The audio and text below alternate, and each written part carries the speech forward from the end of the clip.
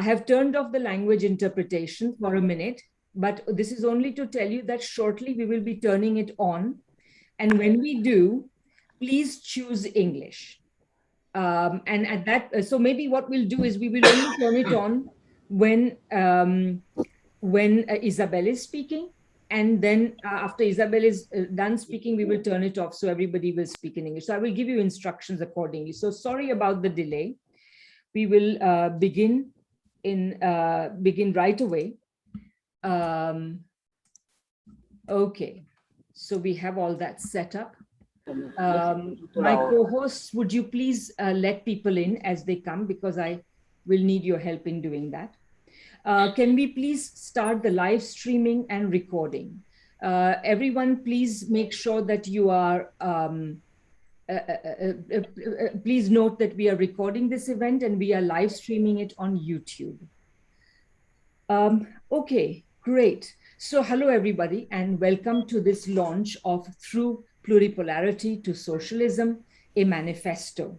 My name is Radhika Desai and I am the convener of the International Manifesto Group. I'm speaking from— We're having trouble hearing you, Radhika. Oh. You're going in and out. Your voice is going in and out. Thank you. Okay, let me start again then. Actually, Radhika, I did not have trouble hearing you, so I'm not sure if the problem's on your end or— Oh, thank you, Dmitry. Okay, well, let me just start once more, and if there is a problem, we will deal with it. So,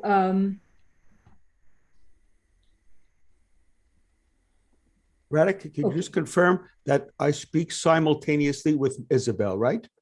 no, Arnold, I think Alan is going to do the translation. Okay, so I don't do it then. You don't worry about it, yeah. Okay. Alan, we cannot hear you.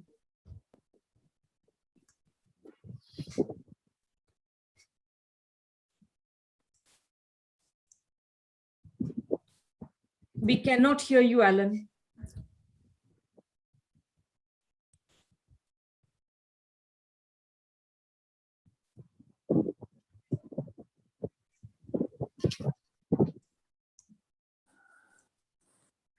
Interpretation is off, so just so you know, at the moment it is off.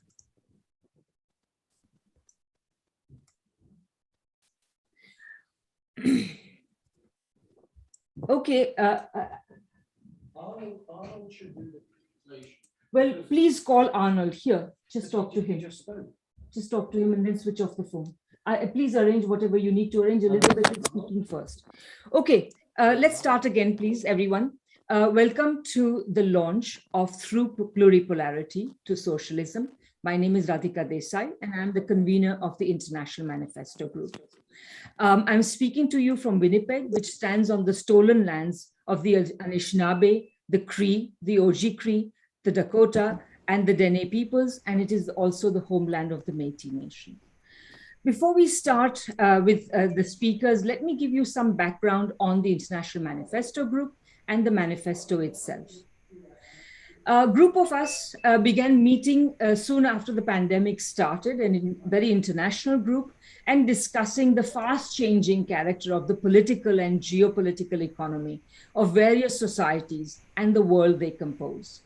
It was clear that this is a great moment of crisis, and it was also laden both with opportunities for change, for transformative change, but also with great dangers of political inaction. What drove our discussions was always the question, what is to be done? And that's partly why we called ourselves the International Manifesto Group. And last April, we finally decided that it was time to sit down and compose a manifesto. And therefore, the product is Through Pluripolarity to Socialism. Now, a little bit about the manifesto itself. It's written by socialists who represent diverse currents of socialism from around the world. We went through several drafts and 2 rounds of inputs from the entire group of IMG members. The text is now finalized. However, we are all too aware of what had to be left out in the interest of brevity. Major issues had to be referenced with a phrase here, a sentence there, perhaps at most a paragraph. We are also aware of the dangers of Eurocentrism, which is pervasive, even though all of those drafting it and all of those providing input are very consciously anti-imperialist. So while issuing the manifesto, we are at the same time inviting further discussions, elaborations, critique, development of various themes, and we have created a space for that in the website that we have also launched along with this. Our manifesto references the Communist Manifesto by Karl Marx and Friedrich Engels, and does so with both humility and responsibility. It tries to chart the struggle for socialism since the manifesto, the Communist Manifesto, was written. And it insists that the struggle for socialism has been waged by nations as well as classes. And the result has been a pluripolar world, a world of societies deeply marked by the struggle for socialism, with various types of reformed capitalisms, socialisms, and developmental states.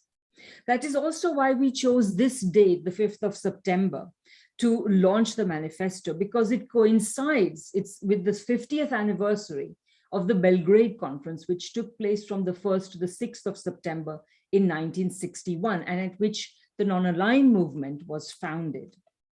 The manifesto's aim is to try to create broad unity among classes and nations that have been struggling for socialism more or less since capitalism's beginnings. At the risk of sounding rather grandiloquent, we feel that today the struggle for socialism stands at a historic as well as a perilous moment. The immediate background is that of the pandemic, and through which capitalist governments have been sacrificing lives at the altar of capital and profits, and at which socialist societies such as China, such as Cuba, and many others have acquitted themselves rather well. We also stand at the edge of an ecological emergency that is making the planet uninhabitable. And there is a deep and wide economic crisis, triggered by the pandemic, but not caused by it. More broadly, it has become clear, if it was not clear for a long time, that capital has lost any historic progressiveness it ever had, if it ever did. Neoliberalism never did restore the growth dynamic of capitalism, and could not restore it. It has only delivered to the entire world inequality, financialization, low investment and growth, deepening social divisions, and political breakdown in capitalist societies. Capital has reacted to this problem, this deepening crisis of its existence, with aggression. There is increasing repression domestically in capitalist societies and increasing aggression abroad. And the new Cold War on China in particular frames this aggression. It is an attempt to try to solve the problems created by a failed and failing imperialist and capitalist order at the expense of the world. And everything, whether it is the withdrawal from Afghanistan or sanctions on Cuba or whatever, seems to be tied in with that. Both domestic unrest and international tensions are rising. If the left does not mobilize in this context, matters can take a very dangerous turn. We all remember what happened in the 1930s. And if the left does not act as a force for peace, war, including horrific nuclear, chemical, and other types of war, will result. The crisis cannot be solved by individual nations, nor can it be solved by individual national parties. And therefore, internationalism was never more urgent. This is the moment in which the manifesto seeks to intervene. And in doing this, it talks about a number of things. It talks about the present moment in the decline of capitalism, the present moment in the long, long struggle for socialism, which remains long. The road ahead also remains long. The senility of capitalism, the vigor of societies that are attempting to build socialism, the historic problems which the left must overcome if socialism is to advance around the world, the social terrain on which the left must assemble itself, and much else besides. And the manifesto ends with a list of demands: people's demands, that is to say the demands of ordinary people, and people's demands, that is to say the demand of the peoples who compose the world.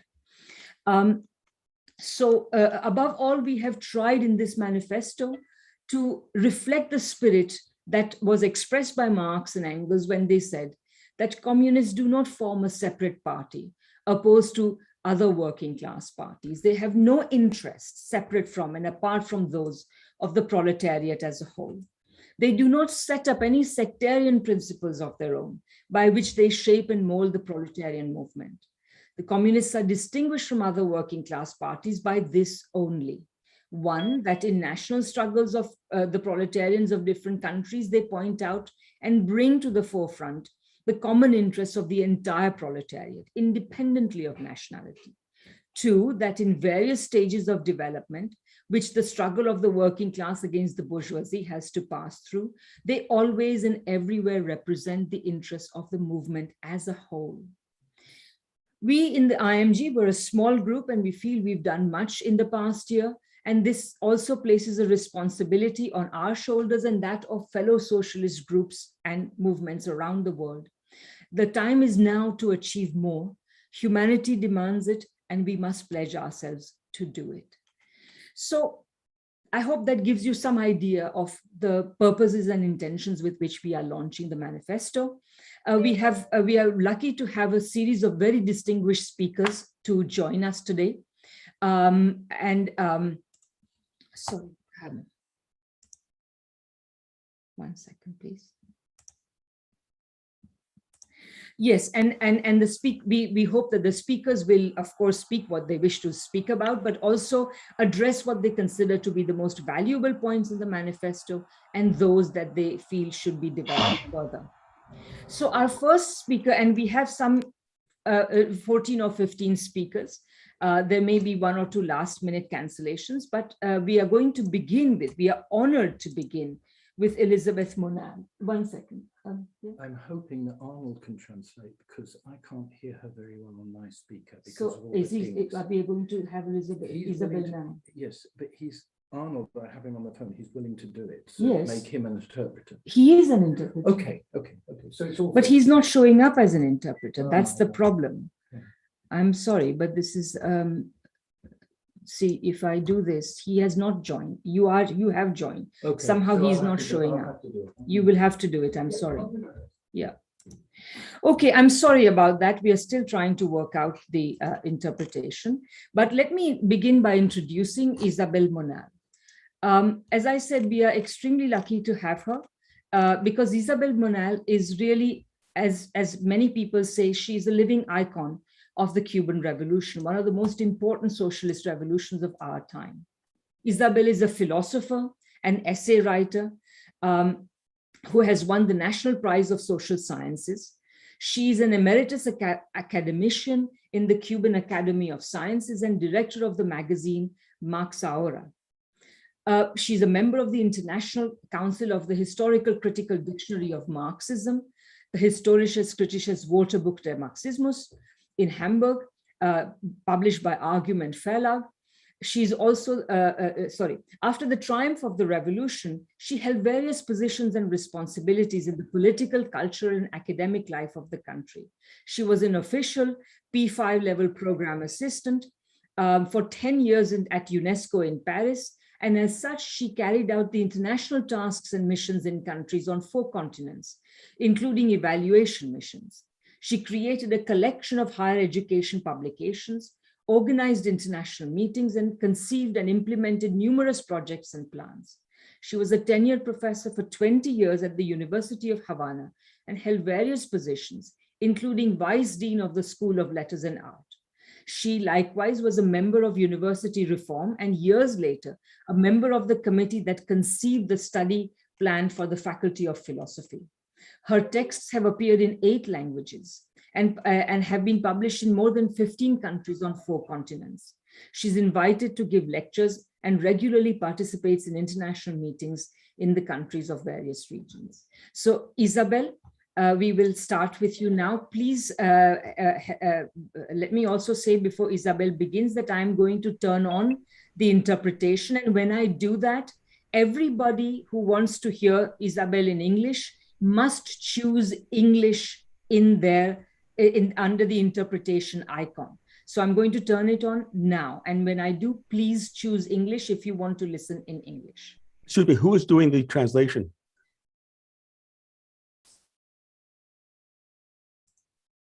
Alan is doing the translation. Okay. Yeah. Okay, Isabel, please start.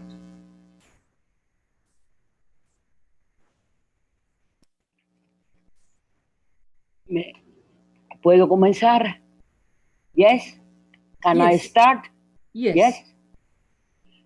Quiero I think, agradecer Isabel, a los you need to organizadores. choose the Spanish stream. Quiero agradecer a los organizadores. Isabel, por- Isabel, Yes. you need to choose the Spanish interpretation.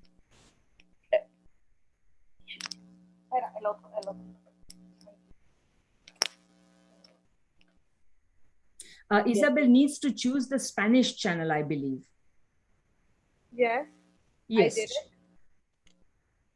Oh, Which one I need to choose? Otherwise, you have another, like, we are seeing subtitles in everything you're talking about, even us.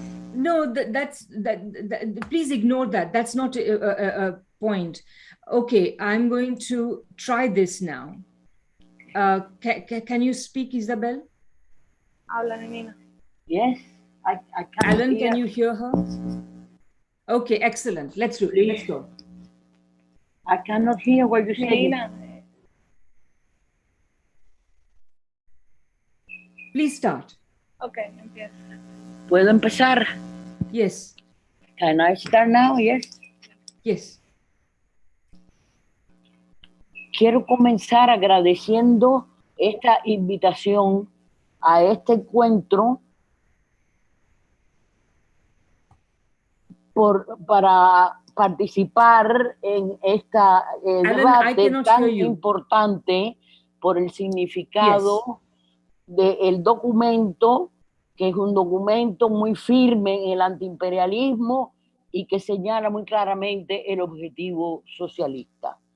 Deseo asimismo expresar mi reconocimiento por la generosidad al permitirme expresar algunas de mis opiniones sobre los análisis y temas centrales del documento. Sin duda, una cuestión significativa para las tácticas y estrategias de los cambios progresistas y transformaciones radicales revolucionarias tiene directamente que ver con los contextos geopolíticos, o sea, cuestiones de las correlaciones. Isabel, can you speak a bit slowly? Slowly. Yes. Okay, yes.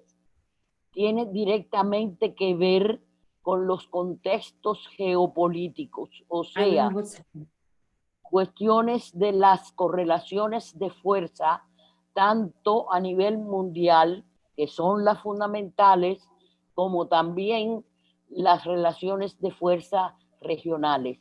Tenemos, por una parte, ciertamente, los todavía muy fuertes, aunque en pérdida de sus antiguas dominaciones y hegemonía, la existencia de polos de poder imperialistas, sobre todo el de Estados Unidos, pero sabemos que no es el único. No podemos olvidar que después de la Segunda Guerra Mundial, los polos imperialistas, aunque mantenían contradicciones, han estado actuando en lo fundamental en entendimientos y alianzas opresoras. La actual fase del desarrollo del imperialismo en la que todavía estamos mantiene para los países del tercer mundo It's al not, menos, Alan, this is not working. It's not working. in what sense?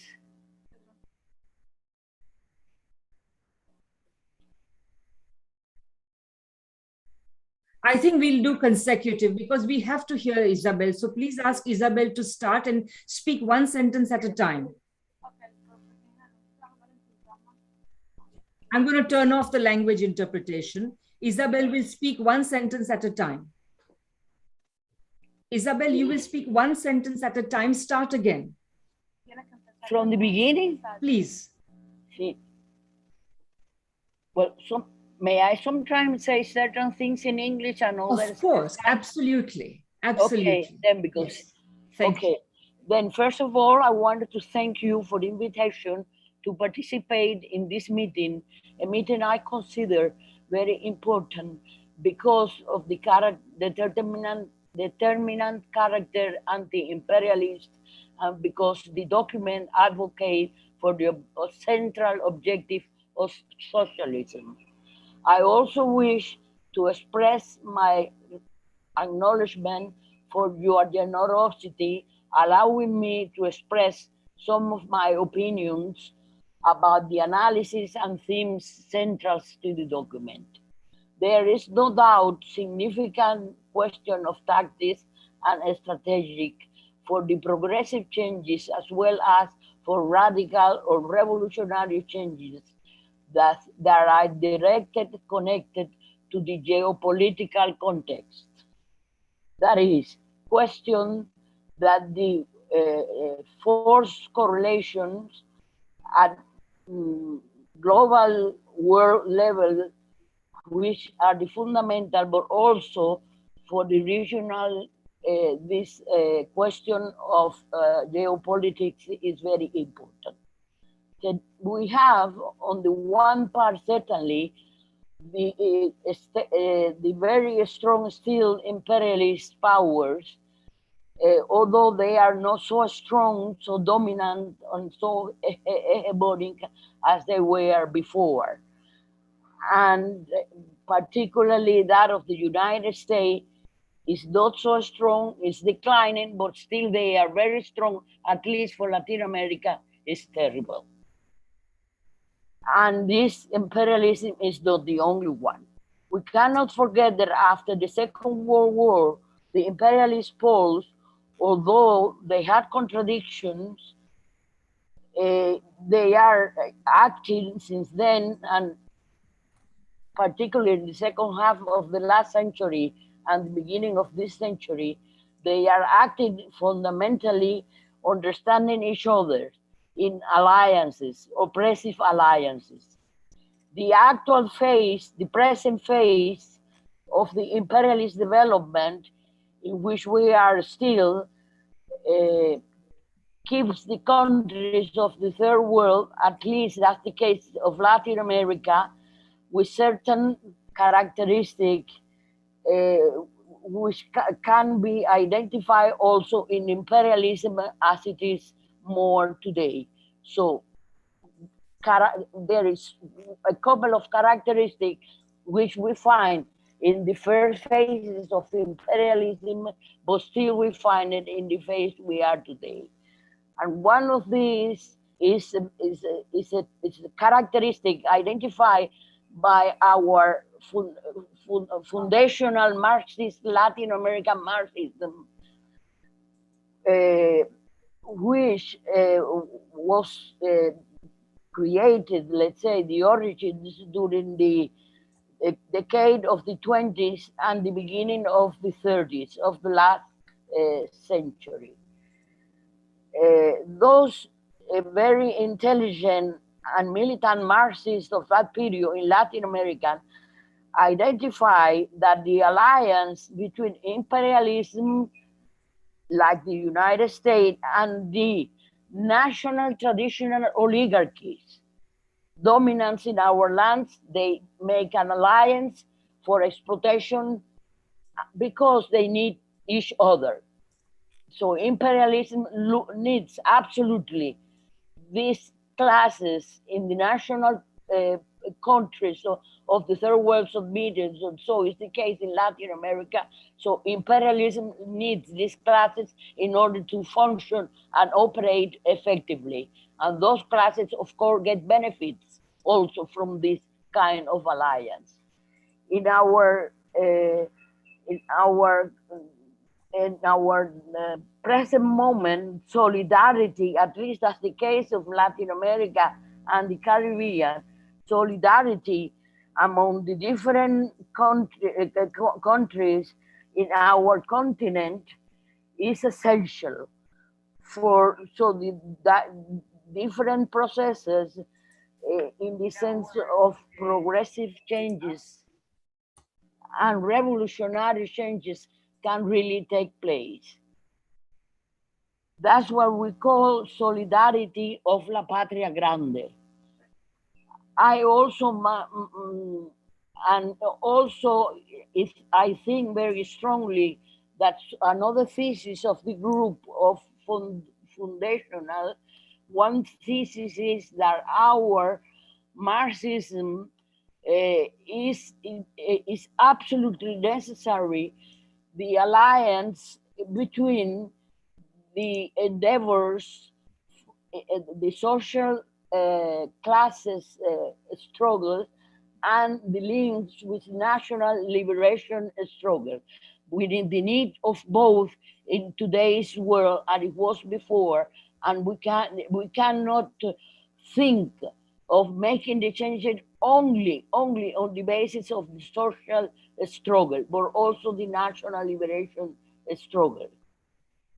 So both dimensions has to work together.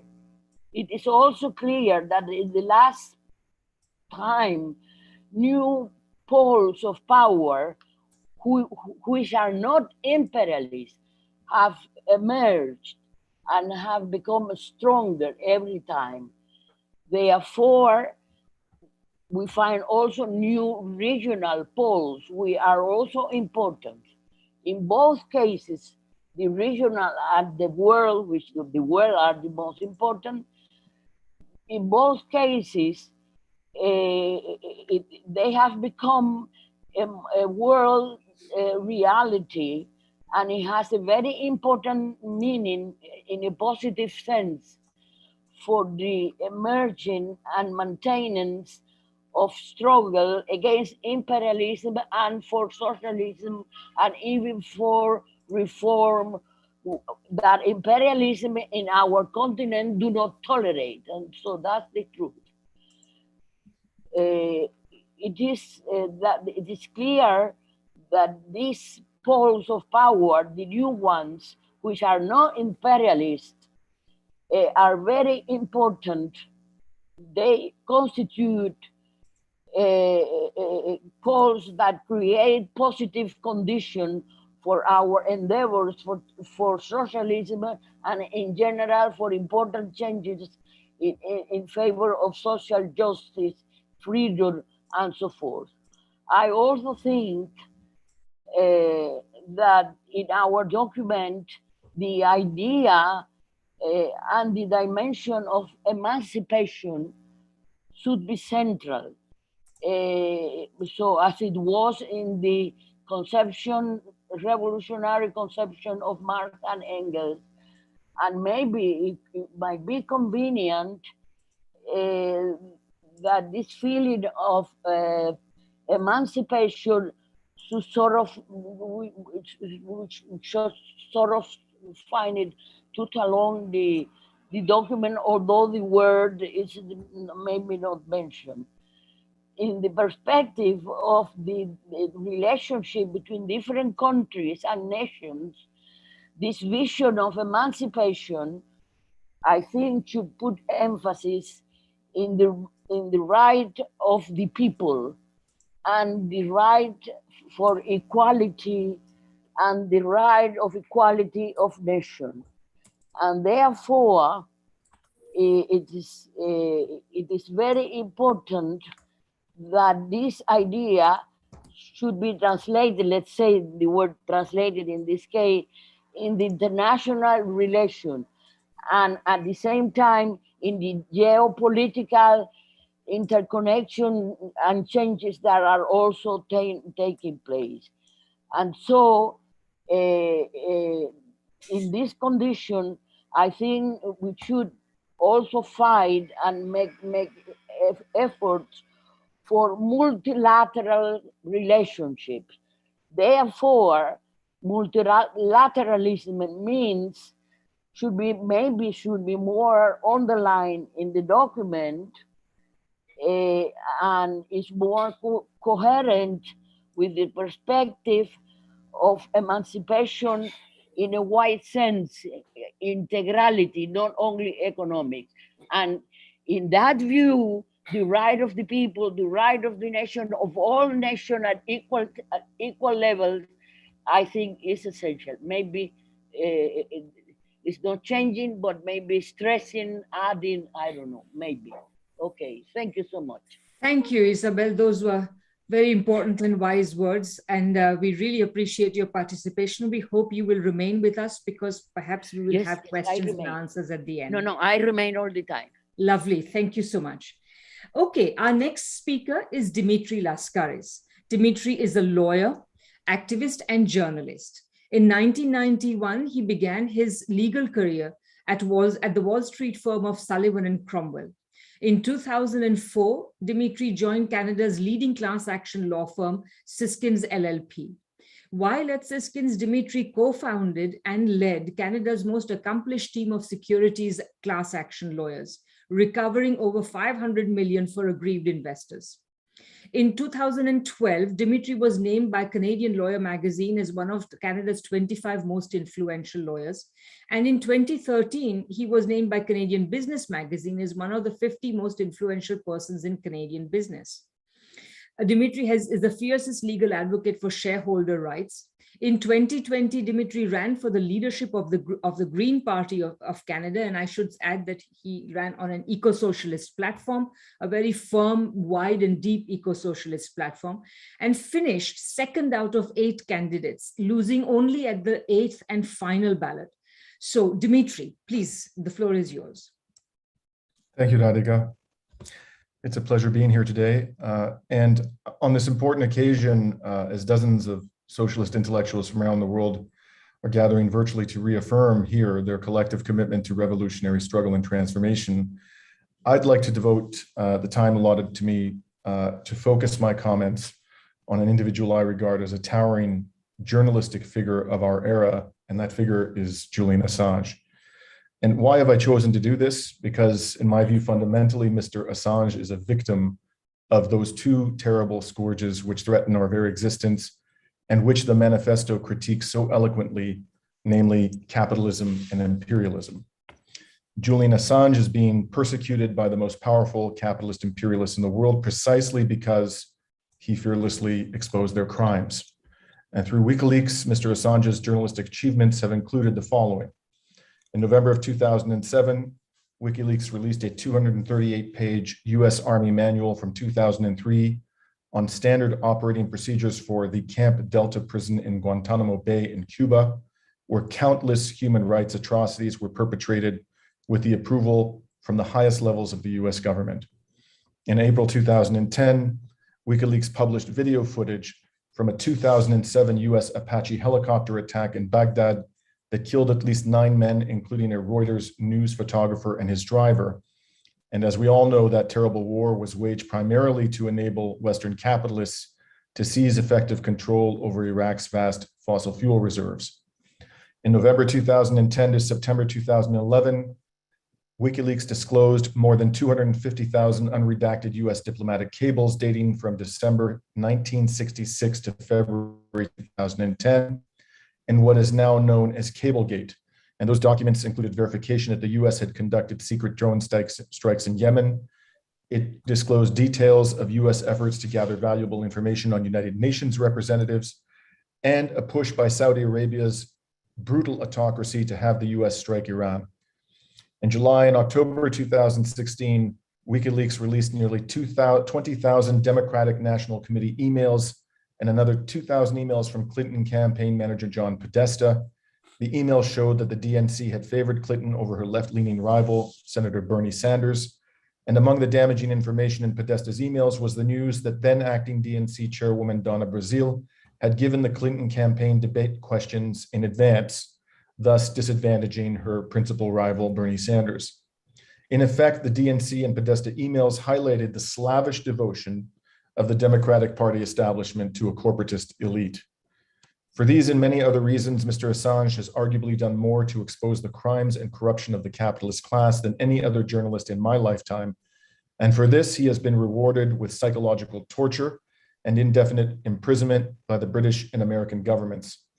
And meanwhile, the Western corporate media have done little, if anything, to defend his freedom and dignity.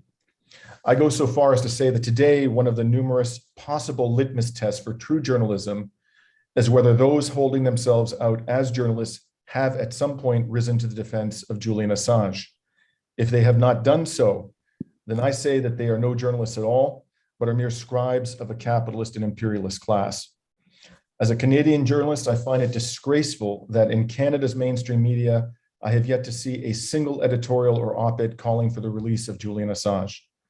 But perhaps that should not surprise us, because as the Canadian media organizations demonstrated long ago, they don't exist to serve the public interest, but rather they exist to serve their corporate masters. The case of Julian Assange reminds us of the primordial importance of authentic journalism to the causes of justice and democracy. Without a free and independent press that is skeptical of and indeed hostile to power, we cannot hope to generate popular support for the kind of revolutionary socialist vision embodied within this manifesto. And in the months ahead, as we seek to perfect the manifesto, I hope that we can discuss, debate, formulate, and incorporate into it an effective set of policy prescriptions for creating, protecting, and nourishing a truly free and independent press throughout the world. And in closing, comrades, I reiterate my call for the liberation of Julian Assange and urge all persons of conscience to join me in demanding his freedom. Thank you.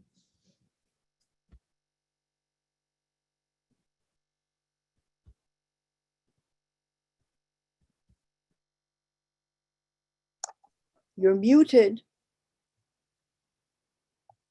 Radhika, you're muted.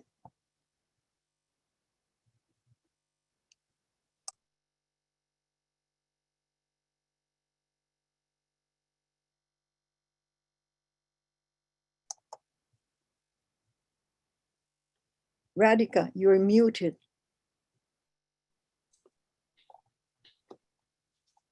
Radhika, you're muted.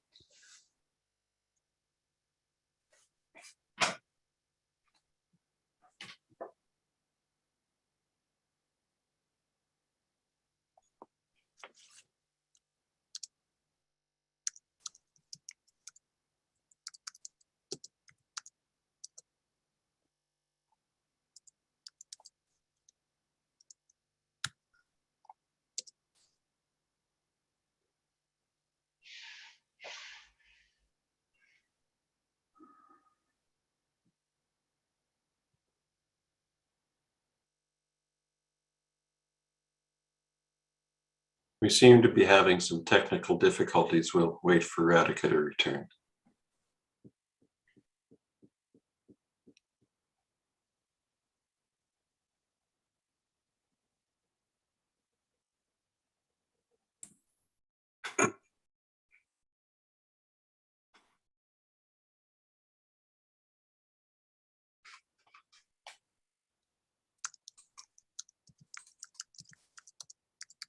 Radhika,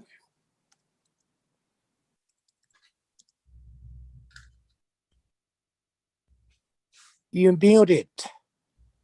Radhika, you have to unmute yourself.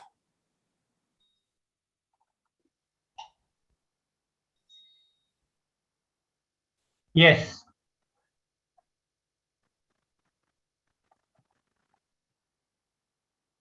We can hear.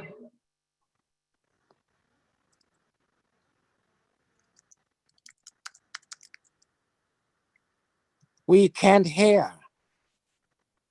We cannot hear.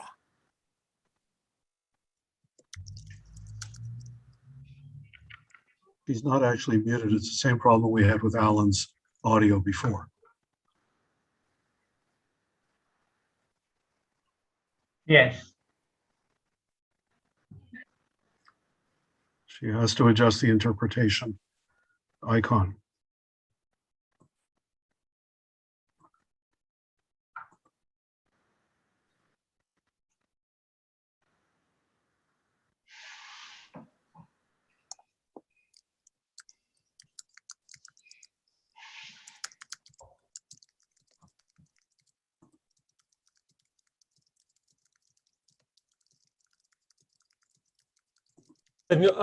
Borón, Yes. quisiera empezar.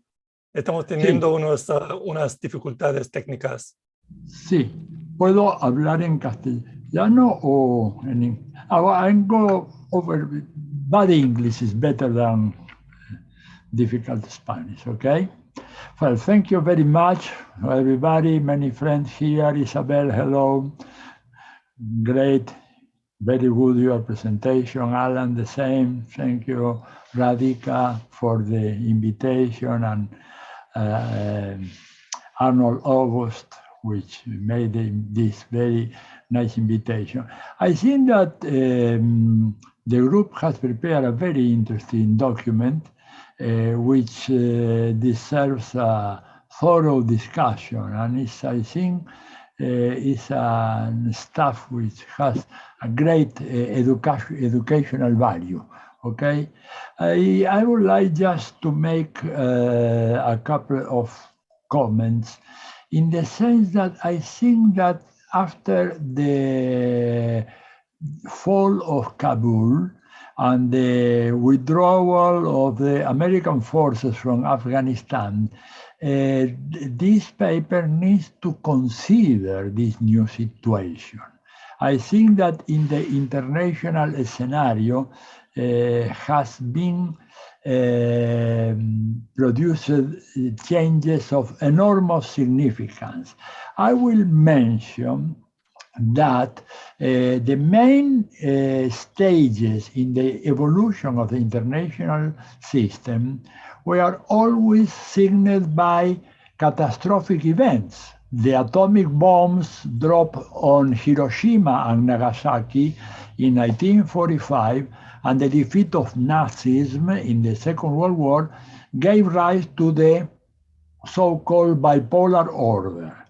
Afterwards, the disintegration of the Soviet Union gave rise to what was called the Unipolar Moment by an American scholar, or the fancy that the 21st century would be an American century, the new American century, which lasted less than 10 years, because with the attacks on September 11 against the Twin Towers and the Pentagon, there was the beginning of a new era in the international system, marked by what in our paper is called the pluripolarism or the pluricentrism or multipolarism. I'm sorry if the words are not right in English, but many of us, people interested in international affairs, were led to think that this transitional period was going to last for many decades, okay? But the fact is that I think that another critical event, which was the fall of Kabul, to my personal view, marked the beginning of a new era in the international system. I think that we should try to account for that fact, because today, if you look at the international system, it's no longer what it used to be, in which there was an undisputed American hegemony and a lot of partners subservient to the US interest, basically the European countries, and in the Southeast Asia, Japan, and to some extent, South Korea. That picture is completely outmoded today. The European nations have lost all relevance in major international affairs. This was said in very caustic words by Brzezinski already in 2012, in what is to be his last book, in which he talked about the former colonial powers who are already retired. Like when you retire from your chair in the university, they say they no longer count. And it is true, which is the influence of the United Kingdom, Germany, or France, or Italy, or Spain in the situation of Middle East, near to zero. And especially after the Afghanistan affairs, it is quite clear that now there are three major contenders in the international system. A declining superpower, which is the US, in which there is no longer any discussion that the US is in a declining path. The only question is how fast is this declination of the American power, okay? It's not if it's going to decline, but how fast, how quick it will produce this decline. Of course, the US will continue to be one of the major actors in the international affairs, but it's not the omnipotent actor that used to be in the past. This is quite clear. And the defeat, the unhonorable defeat in Afghanistan is a clear mark of that situation. On the other hand, there is the fact, which is very, very important, and which forces us to make some footnote on this polycentrism that we refer to in the manifesto, because this polycentrism is to some extent limited by the fact that there are three major, very, very significant major actors on the top. I mentioned the US as a declining power, China as the most important economy in the world today, there is no question on that.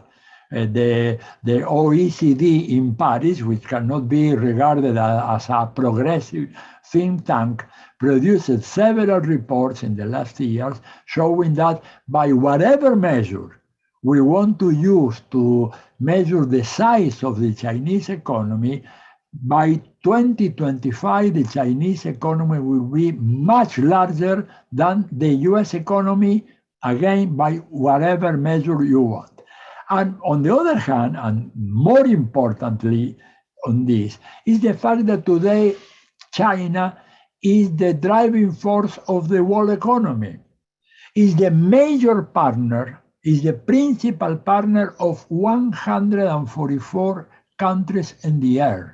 China is the first commercial or financial partner of 144 countries in the earth, something that never happened before during the golden years of the American hegemony.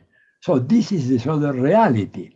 It's only that, it's only this economic preponderance. No, beneath that is a very disturbing fact for American policymakers, which was mentioned by former President Jimmy Carter 2 or 3 years ago, that the US is falling behind in the high-tech race with China. This is the critical point. China has obtained significant advances in artificial intelligence, in robotics, in telecommunications, okay? Because it has made a huge investment during the last 40 years in scientific and technological developments. So let me give you a simple figure. I don't want to extend much more this presentation. In the year 2000, the US graduated approximately 200,000 computer engineers per year, okay? And China, more or less, was a little bit less than that. By the year 2015, China graduated 1,200,000 computer engineers, while the United States kept graduating the same 200,000 computer engineers. And this is reflected in the enormous advance of China in the fields of the patents, trademarks, patents, etc., in which in the last years China was able to register 2.5 times more patents, technological patents, high-tech patents than the United States. And this is a critical condition for our time. So here we have China, the United States, and then there is Russia, who resurrected, okay, who came back very naively. Many scholars said that Russia was no longer to play again a significant role in the international field. This was wrong because Russia has been playing a very critical role for more than 200 years, and the disintegration of the Union, the Soviet Union, would not erase that long-standing presence of Russia in international affairs. So now we have, and I am concluding on this, there is no longer that long table in which the US was at the head of the table, establishing the rules of the game of the international system. In this moment, that long table in which there were many partners of the US completely obedient to the US, what you have today is a triangular table in which you have in one side the United States, in other you have China, and in other you have Russia. And this is a completely new situation in the history of the international system. And I think this is the reason why there is such a ferocity and aggressiveness of the United States, especially turned toward Latin America and the Caribbean, because they are well aware that they have lost ground in Southeast Asia, they have lost ground in Central Asia, they are losing ground in the Middle East, and therefore, in front of this situation, they try to come to terms and fasten very, very strongly the grips on Latin America. I would say that as a general consideration of the paper. I think that our manifesto has to, perhaps in a second writing, take into account these novelties which came about scarcely 2 weeks ago. Okay, that's all for now. Thank you very much for your patience. Sorry for my very rough English, but I think that was preferable that to avoid all this question of translation, etc. Low battery, please charge. Thank you very much, Attilio, for that extremely insightful contribution and for speaking in your second language more incisively and usefully than most of us can speak in our first language. So my name is Carlos Martinez. I'm just temporarily taking over from Radica's chair. Actually, I can introduce Maria now, Carlos. Oh, okay, Radica is back. Okay. Yeah, sorry about that, and sorry about the confusion. My Zoom just froze, so I had to turn off my computer and turn it back on again, but I'm okay now. So I would like to introduce our next speaker. Where they continue, it seems, to hold out, led by Amanu Versale, who you should know had a long history with the Central Intelligence Agency, the US government. Okay, can my co-hosts please make sure we are not interrupted like that?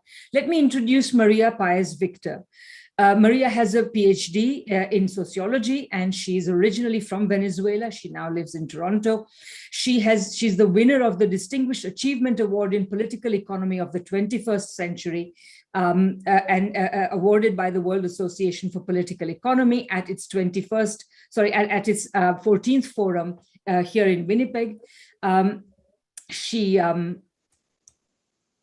second, please. And Maria teaches sociology in Toronto. Maria, please go ahead.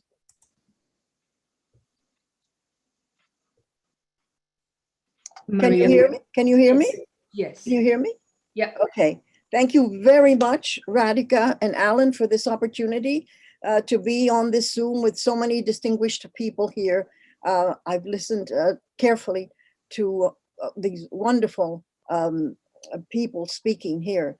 I'd like to talk a bit about the manifesto and in the context of Venezuela. Venezuela was the country that was most colonized by the United States and its corporations during the 20th century because of its oil, of course.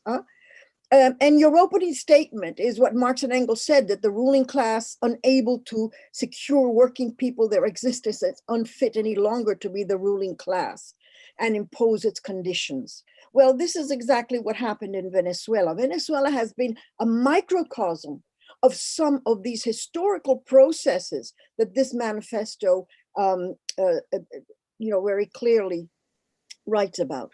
But for 20 years, of the Bolivarian Revolution in Venezuela, has been in part a response to these plutocratic elites' callousness, indifference, rapacious behavior that left the population in dire poverty, a rich nation such as Venezuela. They will never return to power.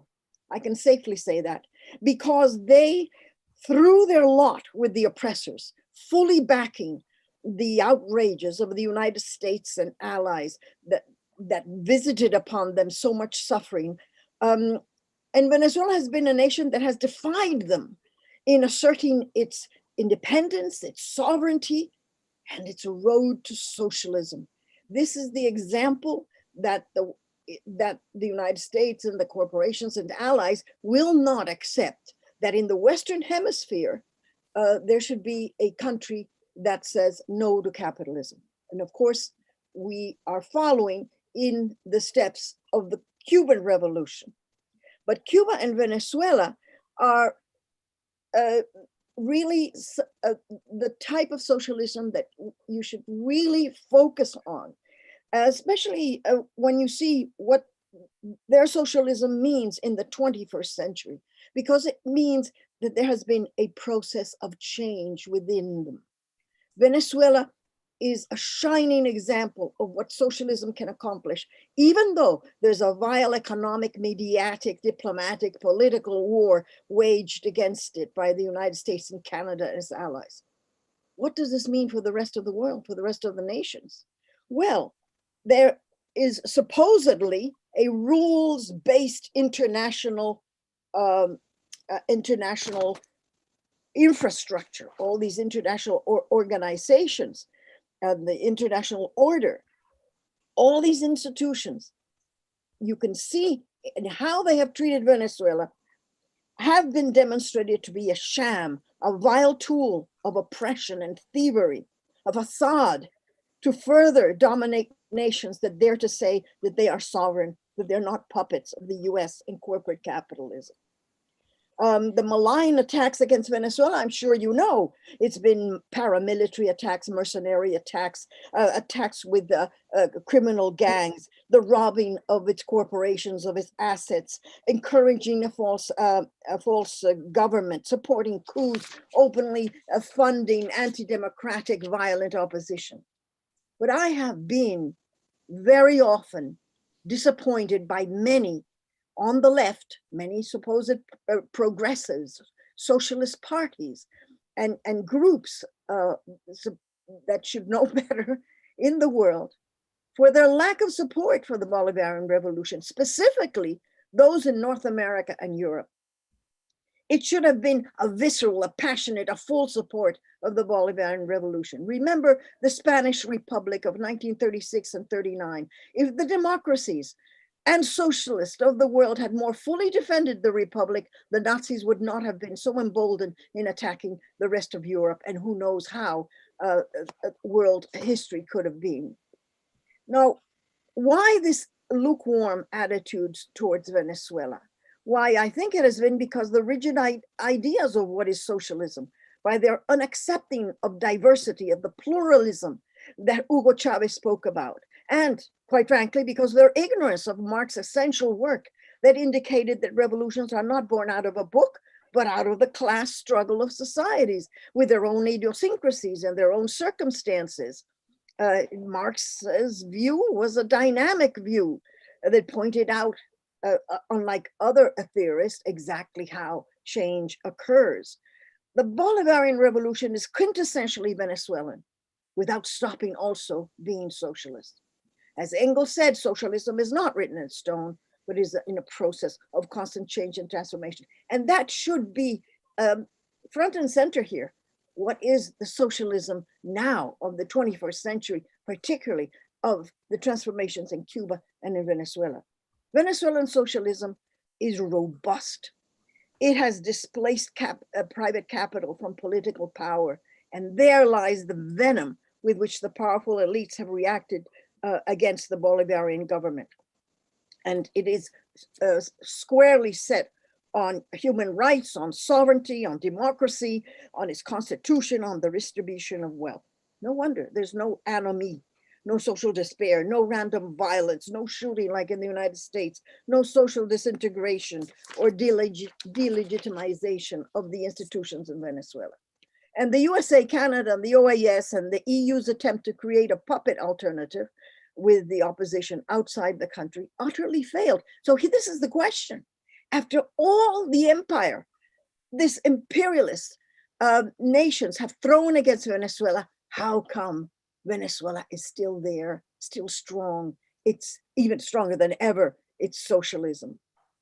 And with the current peace negotiations with the opposition parties in Mexico that's taking place right now, you can see the utter and total triumph of President Maduro has had by holding this. So, and another great triumph of Venezuelan socialism has been how it has treated the pandemic. Even when vaccines have been withheld from Venezuela, COVAX doesn't want to give us either the money that we gave them or the vaccines, but Venezuela is a country with the highest daily COVID vaccination rate with respect to its population. It exceeds, on average, the vaccination per population rates of Western nations that have greater access to vaccine, like Canada, US, Germany, the UK. 33% of its population is vaccinated thanks to the vaccines that have come from China, that have come from Russia, that have come from Cuba. If we get these vaccines that have been stopped, by December, we'll have 70% of the population vaccinated. And Venezuela and Cuba have one of the lowest COVID cases and death cases in the region. So what is most important? It's international solidarity, especially South-South. This is what's needed, not globalization or universalism, but international solidarity, which has always been at the heart of socialism, at the heart of Christianity, at the heart of sheer humanism. Cuba, China, Russia, Maria. Iran, Turkey, Maria, Nicaragua, they've all shown tremendous solidarity to Venezuela. So to end, I want to say that the most creative, most democratic, most significant struggle for socialism in the world today is in Venezuela. And it should have a more vigorous and important solidarity and support from others, because if Venezuela falls, so falls the region, and heaven knows what will happen in the world. I don't think it will fall. It is the domino that will not fall. Thank you. Thanks so much, Maria. It's always so invigorating to hear you and hear your very grounded thoughts, but at the same time, very hopeful, I think, always discourse. Thank you very much. Now, I have here Charles Horo. If Charles is here and would speak, that would be great.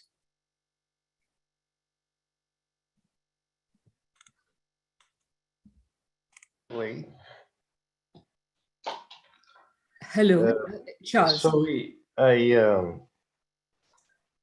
my English is very bad, and if you agree, I can speak in French. Because I think maybe if Bruno, will you be able to translate for Charles? I'm here, so I will translate after I have his text. It's a short one, so no problem. Okay, so in that case, we will have to do the interpretation. So let's just make sure it works. Where did the interpretation? I can read it after. I mean, Charles can read it in French quickly. It's short one. He sent. Okay, all right. Let's do it that way. That's easier. Please go ahead, Charles. Ok. Chers et chers camarades, je vous remercie de votre invitation qui, à travers moi, honore l'ANC de France dont je suis le président national. Quelques observations sur le texte et la démarche qui y a présidé. Au départ, ce texte m'a été présenté comme une base de discussion susceptible d'évoluer et donc j'ai dans un premier temps donné mon accord pour m'associer à cette démarche. Maintenant, Il semble que ce texte soit définitif et non modifiable, et dans ces conditions, je ne peux pas le signer. Je le peux d'autant moins que Georges Ibrahim Abdallah, qui est notre président d'honneur, qui depuis 37 ans est en prison en France pour avoir soutenu et pour soutenir toujours le combat de la Palestine, a refusé de le signer pour des raisons que je partage. Pour moi, ce texte n'est pas assez clair, entre autres sur la question de l'impérialisme, et vu depuis la France, alors la France est un petit pays qui fait que 1% de la population mondiale, mais en tout cas, vu de notre pays, il ne pose pas assez la question du rôle des révolutionnaires dans la période et notre rapport aux masses. Nous le savons, il ne suffit pas d'avoir raison, il faut convaincre. Comment? Quelle implication et quelle expression dans les luttes qui en France ne se limitent pas aux gilets jaunes, mais se posent dans de multiples grèves et actions à l'entreprise, dimension assez absente du texte. Camarades, prenons ce texte comme une première approche afin que chaque personne sollicitée, puisse l'enrichir. Sinon, en l'état, je ne vois guère ce qui pourra permettre de pas en avant pour celles et ceux qui souffrent le plus du capitalisme. C'est à mon sens eux qui sont notre seule boussole. Voilà. Merci. Thank you, Charles. Bruno, please go ahead. Okay, so dear comrades, I thank you for your invitation, which through me honors the Association of Communists of France, of which I am the national president. A few comments on the text and the approach that led to it. At the beginning, this text was presented to me as a basis for discussion that could evolve, and I therefore initially agreed to be associated with this approach. Now it seems that this text is definitive and cannot be modified, and in these conditions, I cannot sign it, especially because Georges Ibrahim Abdallah, who is up till now in prison in France because of his activity for the Palestinian Revolution, and who is the honorary president of our organization, refused to sign it for reasons that I share with you here. According to me, this text is still not clear enough on the question of imperialism, and seen from France, which is a tiny country with only 1% of the world population, it does not pose the question of the role of revolutionaries in the period of nowadays and our relationship with the masses. We know that it's not enough to be right. We have to convince people. And how can we do this? What involvement and what expression in the struggles? In France, they are not at all limited to the yellow vests, but these questions are also posed due to multiple strikes and actions at the workplace and through actions carried on all over the world by trade unions, a dimension also rather absent from the text. Comrades, let's take then this text as the first approach so that each person solicited can enrich it and each issue is taken into account. Otherwise, that in its current state, I hardly see how it can help us to do something concrete and efficient for all those people who suffer the most from capitalism and imperialism. This is my opinion, that people and broad masses are the only compass for the future. Thank you very much, Bruno. Like I always say, where would the left be without a healthy amount of dissension? So we welcome your remarks. This is what we are about. We will debate and we will continue to debate. And thank you very much. Our next speaker is Jenny Clegg. Jenny is an independent writer and researcher and a longtime China specialist. A former university lecturer in the United Kingdom, she ran the undergraduate and postgraduate programs in Asia, Pacific, and international studies. She also carried on a number of field studies of rural development in China. Her published work includes the book China's Global Strategy Towards the Multipolar World, brought out by Pluto Press in 2009. Her latest volume, Storming the Heavens, Chinese Peasants in Revolution, a Marxist perspective, is due to be published soon. She is active in the peace and anti-war movements in the United Kingdom. Jenny, we're honored to have you. Please go ahead. Thank you so much, Radhika. And I'm so honored to be here on this panel with so many distinguished speakers. And I want to extend my congratulations to you and to your team on this launch event.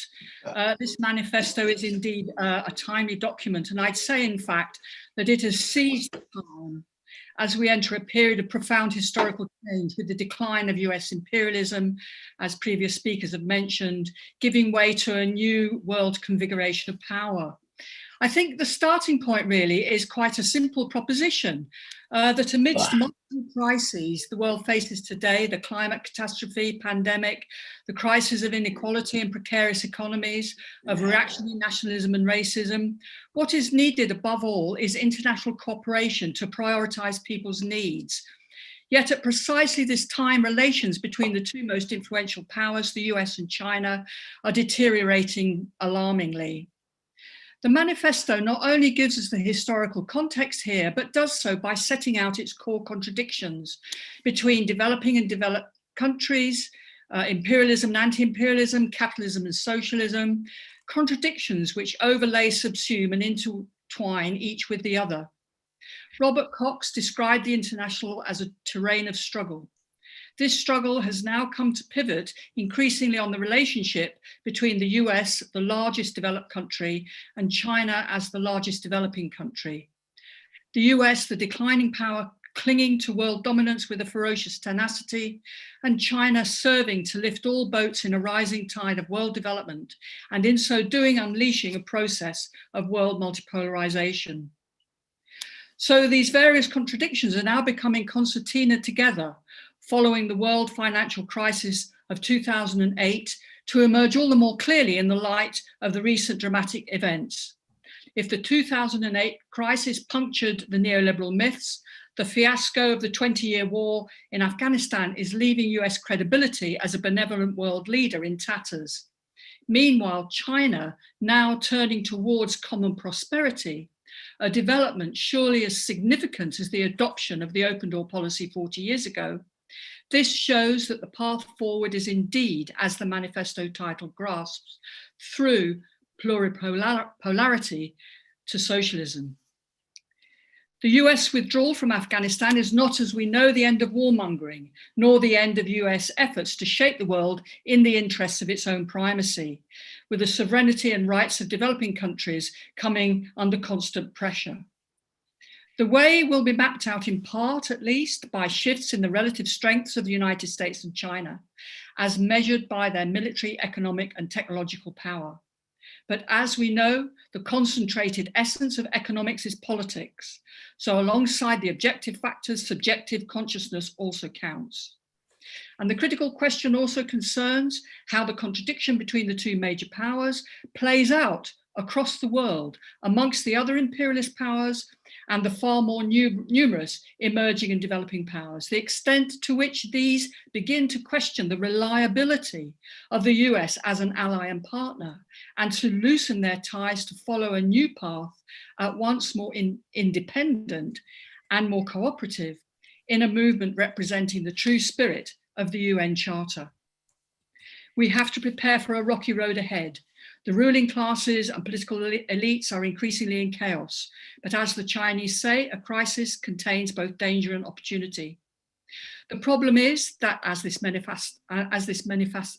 manifesto so astutely exposes, consciousness remains clouded by the deceptions of social democracy and the failing of the left. And I speak here really of what I see of the Western left, which is incapable of comprehending the extent of the changes underway, let alone appreciating the opportunities, and often subverting labour and social movements with an outdated Cold War mentality.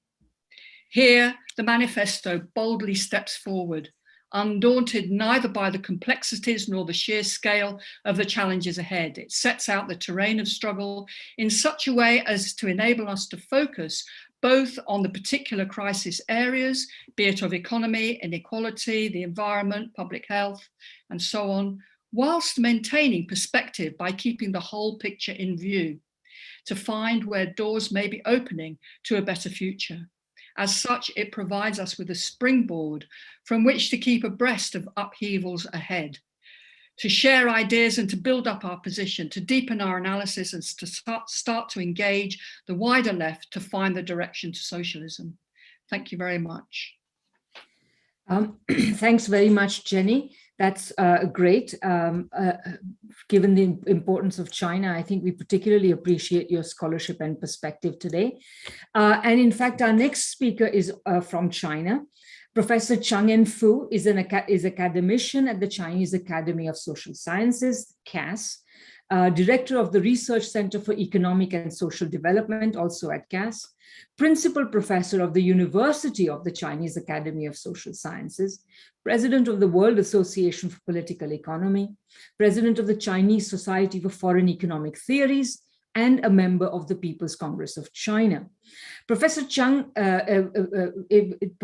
speech and thoughts will be presented by Dr. Zhirshu Liu, also at CAS, while he is playing a video of Professor Chang giving this speech.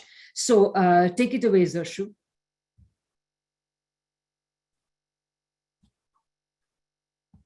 Okay, thank you, Radhika. Hello, my dear comrades. I would like to thank the team that drafted the manifesto. Zhirshu, you might want to turn on the video. Oh, okay. Hold on. There. Hi. Okay, here we go again. First, I would like to thank the team that drafted the manifesto for presenting many new ideas of contemporary Marxism and for writing a declaration that reflects the voices of vast number of workers and oppressed nations around the world. After reading it, I found the following elements and features are particularly important. First, the manifesto objectively describes the history of the socialist movement and the theoretical guidance of scientific socialism founded by Marx and Engels. Second, it objectively describes the current situation, achievements, and problems in the development of world socialism. Third, it presents a scientific critique of the US-led imperialism and capitalism as the root cause of a variety of crises and adverse consequences. Fourth, it presents a scientific critique of the erroneous theories and public opinions fabricated and spread around the world by capitalists, neoliberals, and imperialists. Fifth, it truly expresses the rational demand for socialism of the people today. I strongly agree with the above-mentioned content of the manifesto and feel that what we could do in the future is to further elaborate on the concrete ways, strategies, and measures for the call that says workers of all countries, oppressed peoples and nations unite. To that end, I actually wrote an article before entitled "The Future of World Socialism Depends on Effective Joint Action of the Proletariat Around the World," which of course was published in Chinese, but its translation into English could be arranged. In that article, I argued that to a great extent, the future of world socialism depends on the level of unity and the working efficiency of contemporary proletariat. Specifically, there are two issues that we need to address. The first issue is the specific ways in which we strengthen our work in order to materialize the spirit of proletariat of the world unite, as expressed in the Communist Manifesto and in this manifesto and the discussion. Number one, leftist parties of the working class of the world unite. Number two, leftist unions of the working class of the world unite. Number 3, Marxist and leftist academic organizations of the world unite. Number 4, Marxist and leftist media outlets of the world unite. Number 5, Marxist and leftist forums of the world unite. Number 6, working class and leftist movements of the world unite. The second issue concerns the following 9 specific strategies and tactics which Marxists and leftists should pay attention to. Number 1, we should strengthen the exchanges of leftist theories, strategies, and tactics, seek common ground while resolving differences, and reduce unnecessary disputes. Number 2, we should take the Marxist left as the core, unite all pan-left forces that can be united, and form a broad international socialist united front. Number 3, we need to actively develop leftist groups within unions, schools, and other sectors of society, and establish connection with openly declared or potential leftists. Number 4, it is necessary to establish and develop national and international Marxist societies in various disciplines of humanities and social sciences, with a variety of media outlets such as newspapers, websites, and publishing houses for it. It is also necessary to set up Marxist courses in colleges and open forums in society. Number 5, it is necessary to identify and promote firm, innovative Marxists and leftists in various leftist movements to hold key leadership positions. Number 6, we should influence, participate, and guide leftist and progressive movements at home and abroad, openly or otherwise. Number 7, as long as it does not violate existing laws, leftist organizations, including communist parties, should actively establish and expand for-profit enterprises in order to provide direct or indirect financial support for their activities. Number 8, the socialist countries with communist parties in power must take the overall interests of the international communist movement as their top priority and carefully handle all sorts of contradictions and disputes among them. And finally, number 9, we should step up efforts to publicize model examples of leftist practices in different countries so that people can understand the values and progressiveness of the left. That is all that I have to say today. Thank you. Thank you very much, Zeshu. If you can, yeah, wonderful. That's great. Thank you very much, Professor Chung. You is at least as far as I know, a very profound thinker, and it's very clear that his practical suggestions come out of a very deep thinking about how to advance the socialist movement. Our next speaker is fittingly enough from Russia. And by the way, before I introduce her, let me also say that Professor Chung's intervention is being made possible because we have a Chinese translation done by Dr. Liu. And also we have several other translations into French, into Spanish, into Turkish, and others are also coming. So please check them out as well. So our next speaker is Dr. Elena Veduta. She is, and I think it's also very important that we have her. She's from Russia, which is the original land of revolution, world historic revolution. So Dr. Veduta studied at the Faculty of Economics Cybernetics of Lomonosov Moscow State University. She has a doctorate in economics, and she became a professor in 2001. She works at present at Lomonosov Moscow University as the head of the Department of Strategic Planning and Economic Policy, head of the Laboratory on Artificial Intelligence in Economics in the Russian Academy of Sciences, and head of the weekly program Modern Economy at the IA Aurora. She's also an expert of Regnum, and develops research on the cybernetic scientist Nikolai Veduta, developer of algorithms for creating economic robots that coordinates the activity of all other robots for the transition of mankind in the direction of cultural development of a person. She's the author of over 90 scientific works on economic cybernetics, political economy, strategic planning, and economic policy of the state. Some of her most significant works include Strategy and Economic Policy of the State and Intersectoral Balance, a mechanism for strategic planning of the economy. She's also written several articles, of which one in particular may be interesting. It's called Manifesto for Inclusive Capitalism, Trust Us and We Will Be Happy, which was published among other places at Defend Democracy Press. So Dr. Veduta, please. Hello to everybody. My English may be not so good, but so I will try to read my small article, which I prepared to this wonderful day. I support this idea to create manifesto very much, but of course I have my some own vision how it should be implemented, because I have some scientific requests.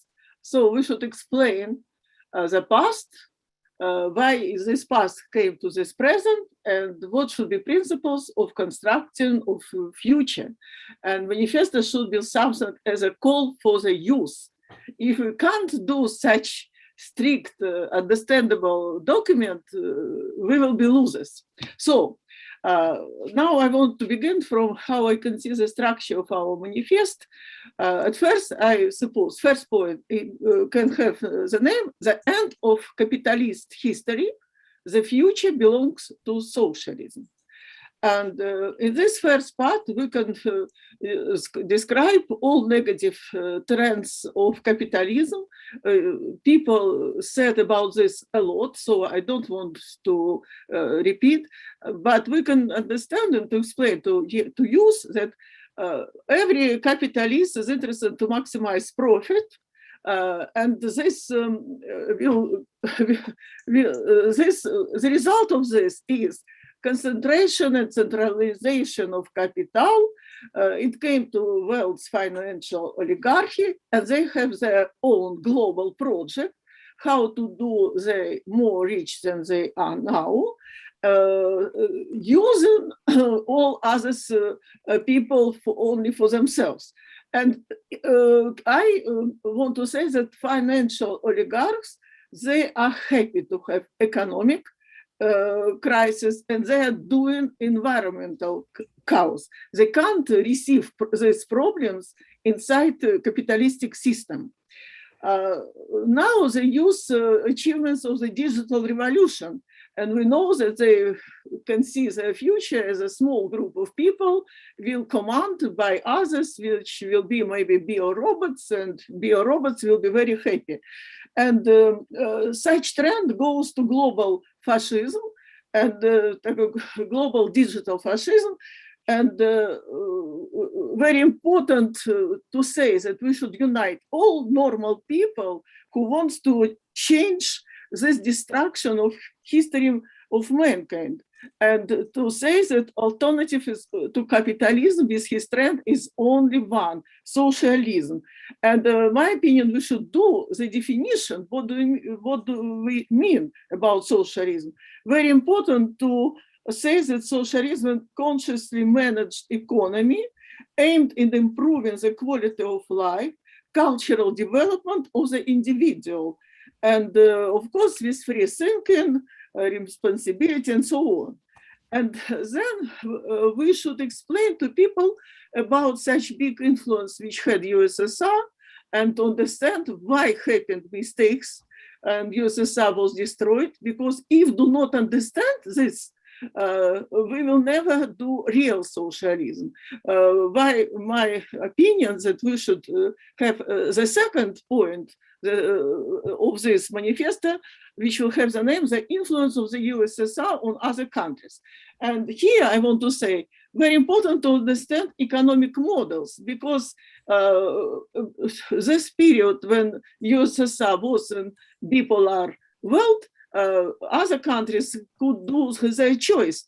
to go as according to USA request, model financial stabilization, or to go according to USSR model, industrialization, very big state sector, a lot of social rights for people, and so on.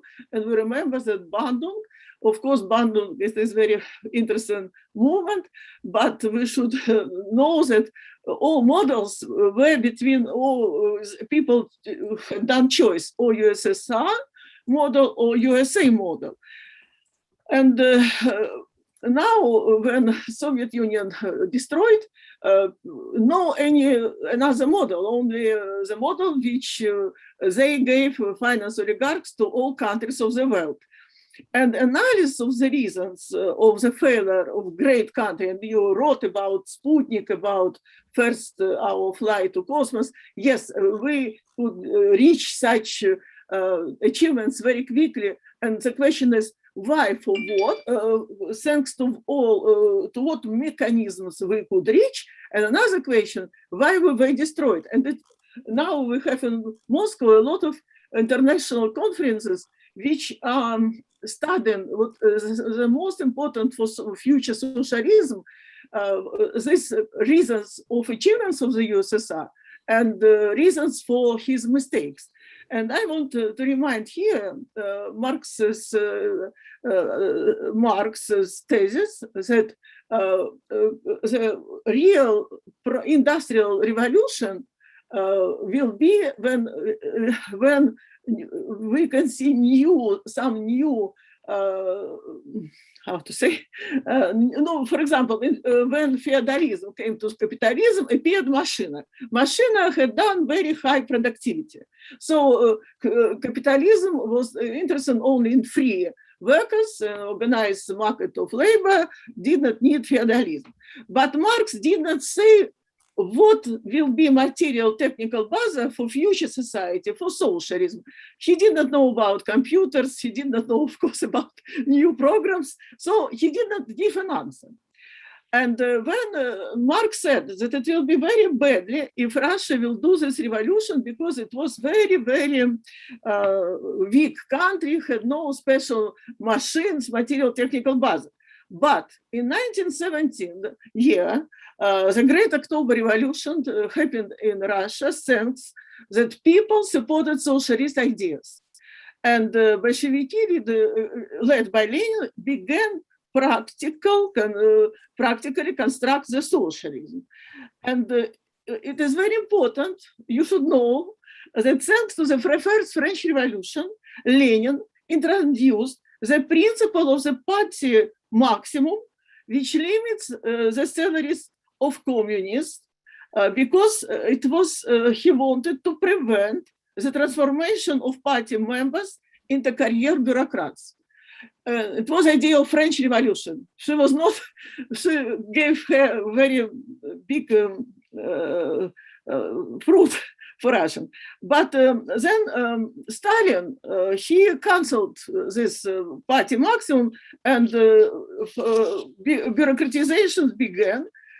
Careerist people climbed into the party.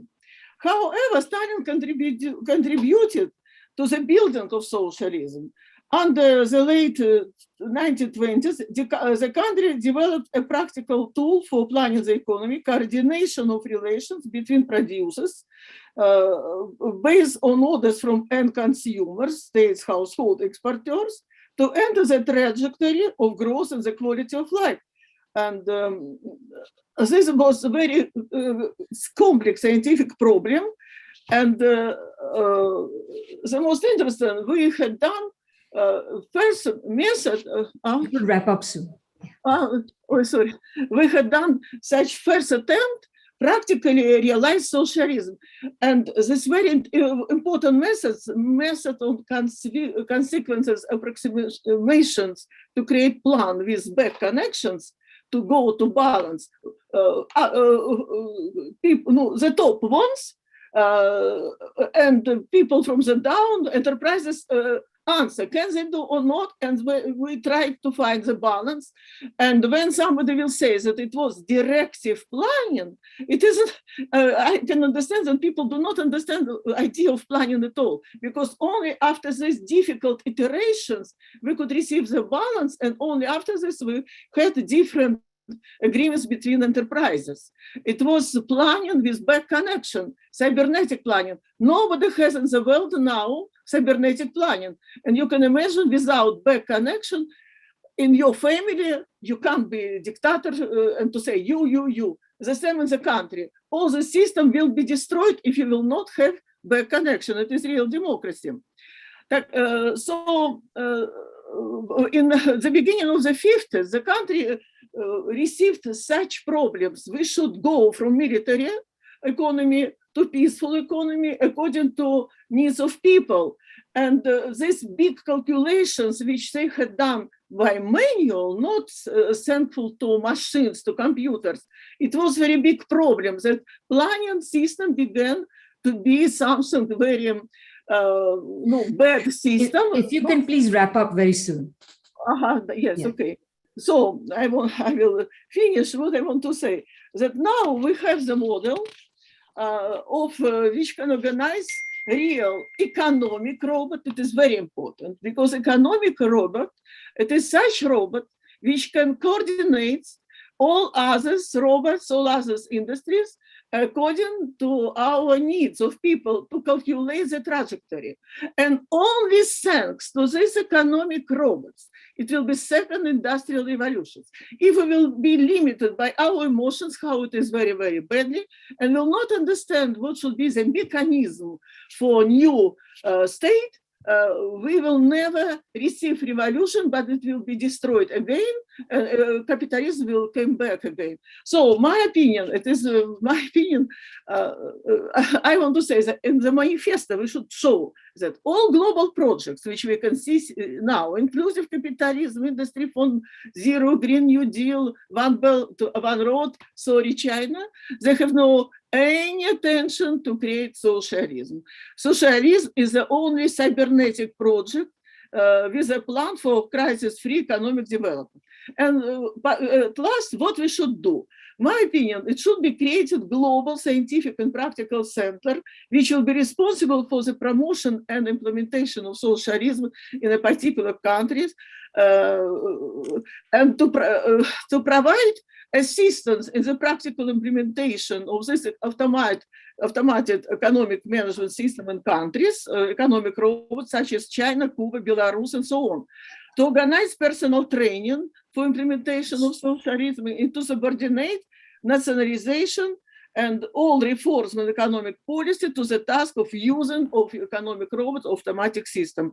And then Dr. Veduta, we did say about 5 minutes per speaker. So the last what I want to say, my opinion that manifesto should have another name, such as it is my last thought.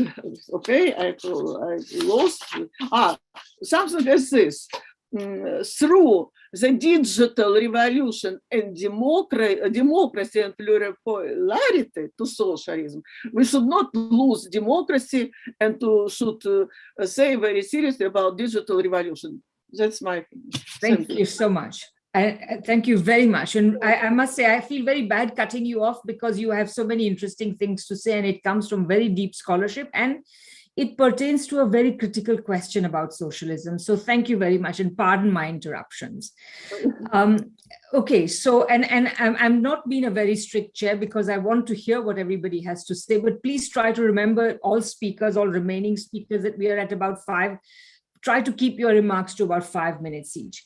Our next speaker is Tim Anderson. And I know there's somebody called Tim here, but I'm not sure it's Tim Anderson, but I hope you're here. Tim, are you here? Yes, I am, Radhika. Just let me... Let me just introduce you very briefly. Tim is, I'm particularly glad that Tim is here because Tim is from Australia, and our manifesto group meets at times that tends to leave people on the west coast of the Americas as well as Australians out unless they are willing to stay up at odd hours. So I'm really pleased you could join us. And Tim is at the moment in the Middle East, so he's not having to stay up at odd hours, although he's probably jet lagged anyway. So Dr. Tim Anderson is director of the Sydney-based Centre for Counter-Hegemonic Studies. He's worked as a lecturer and senior lecturer at Australian universities for more than 30 years, teaching, researching, and publishing on human rights in development, customary land in Melanesia, small farming and food security, health systems and infectious diseases. Cuban medical internationalism, self-determination in development, independent regional integration, and resistance to wars in the 21st century.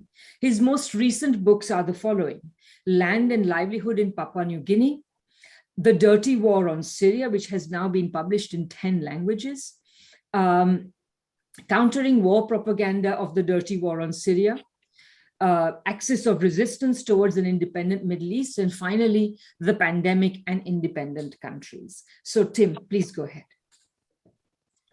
Thank you very much. Thank you, Radhika, and greetings, everyone. And my congratulations to the working group and to Radhika in particular for organising this document and this forum, which we now have 120 people online, I see. And I know a lot of work has gone into this document, and but I have to admit my thoughts on what to say have changed a lot in recent days and recent hours. And listening to the speakers, it's been very important for me because this network, if I can call it that, parallels a lot of the great counter-hegemonic developments in the last 2 decades, and particularly that it crosses continents, because people are very involved in their own worlds. Latin Americans are very involved in what's happening in Latin America. Here in West Asia, there's similarly a very great obsession with the events here and so on. And I heard Attilio before talking about the great significance of the collapse of the US intervention in Afghanistan and so on. Now, all of that is very important, and writing a collective document is, on the other hand, fraught with a whole lot of problems because people such as ourselves tend to add more words rather than reduce them. So when I first saw the document of 20 pages, I thought this is a very long manifesto. And the problem is that the more history, the more perspectives, the more that goes into it, the more chances there are that people are going to disagree with it and say you left this out and this emphasis is wrong and so on. Yet the participatory initiative is very important at the same time. I don't mean to say that we're just talking about a network, but really, to me, as a marketing exercise, when I look at, we come to page 17 about the demand for socialism today, I find myself thinking, why is this at page 17? Where are the key principles? Where are the key ideas? And so what I suggest is, given that what we do best, I suggest, is trying to characterize and interpret contemporary events, contemporary struggles from which we have this movement from a unipolar world to a pluripolar world, and from pluripolarity to socialism, for example, charting those sorts of things. But surely it can be expressed in a more compact way, perhaps in a second document. What are the key principles that we agree on? I think let the current document, the manifesto, whatever it's called, the working paper, the background paper, keep growing. The participation is very important, and additional perspectives. I can see that there's some gaps there. There's some things that are done very strongly. It's very important that the Shanghai Cooperation Initiative and BRICS and so on are all in there. But there's always room for more. But as a marketing exercise, it's not really a marketing document in that sort of way. So can I suggest that we consider a redacted second document? I don't want to say exactly how short, but much briefer, and with some key principles and key focuses on how we are characterizing this process that's in the title, in the world today. And I think that may be more easier to get others to subscribe to it and to join in this bandwagon. But it's a wonderful bandwagon, and thank you, Radhika. Thank you for others in the Working Party for organising this initiative. Congratulations. It really is important because we're living in incredible times. There are huge developments around the world today, and for us to help others interpret what's going on, I think that's the best role that we have. Thank you.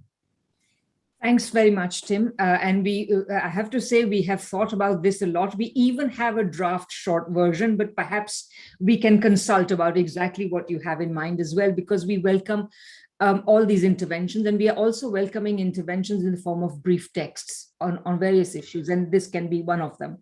So thank you very much. Now, I don't think Mohammed Marandi has joined us, has he? No, so I'm going to skip him and go to Chris Matako. Chris, here you are. Yeah, Chris Matako is a full-time second Deputy General Secretary of the South African Communist Party. He's also General Secretary of the Friends of Cuba Society, a broad and progressive solidarity platform with Cuba in South Africa and other progressive countries around the world, causes around the world, such as the Palestinians, Western Sahara, and is generally anti-imperialist. And he's also a contributor to various publications, both nationally and abroad. So Chris, please go ahead. Mute. No, thank you very much, Comrade Sarika, but also to appreciate the effort that has been made to put this initiative together for this launch. We also want to appreciate the array of internationalists and progressives coming together to advance the struggle on all fronts, plurality towards socialism. And indeed, as you just said, we also want to appreciate the concrete suggestions being made on building on the key ideas of the manifesto itself. Let me start by quoting Peter Boudis, who remarked in an essay, Imagining Society Beyond Capital, in the book Reading Capital Today. And he says, few problems weigh more heavily upon humanity today than developing a viable alternative to capitalism. Increasing levels of income inequality worldwide, coupled with a massive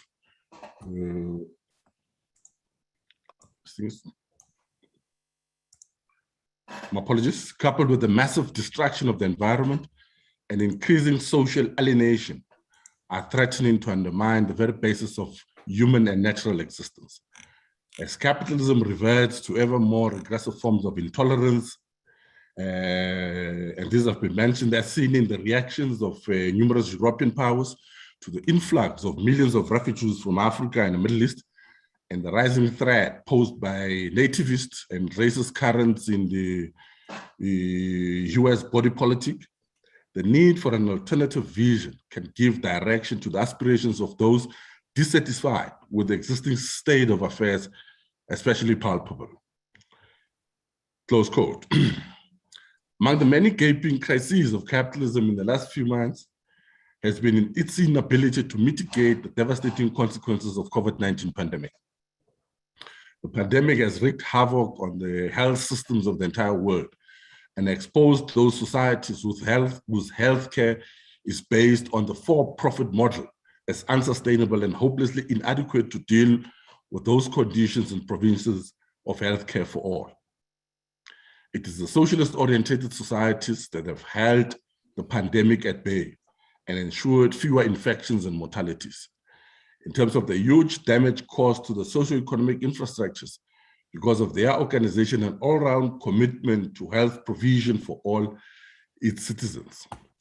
Indeed, one of the other things to be noted is what we call vaccine nationalism of the developed world, has also not assisted to ensure all those who need them have access to them timelessly.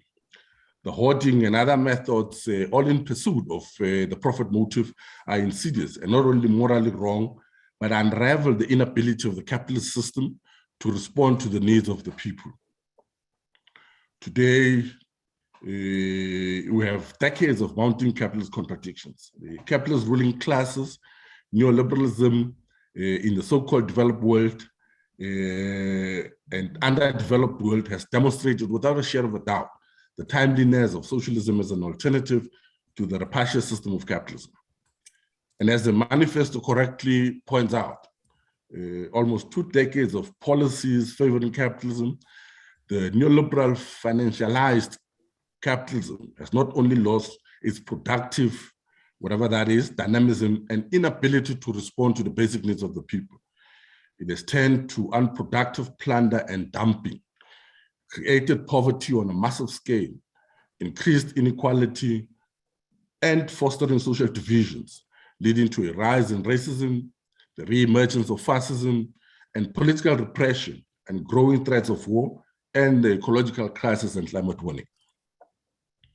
On the African continent, we have witnessed increased civil wars and instability, whilst also expressing neo-colonial and forced relations of exploitation of its rich mineral resource base. The resource curse has continued to wear down much of our efforts of progressive national liberation movements on the continent, which won independence around the 50s and 60s. Because of a complex problem of debt and others, these societies have been unable to throw off the albatross of debt and unfavorable trade and other relations to the metropole. The capitalist world today is in a state of complex intersecting crises.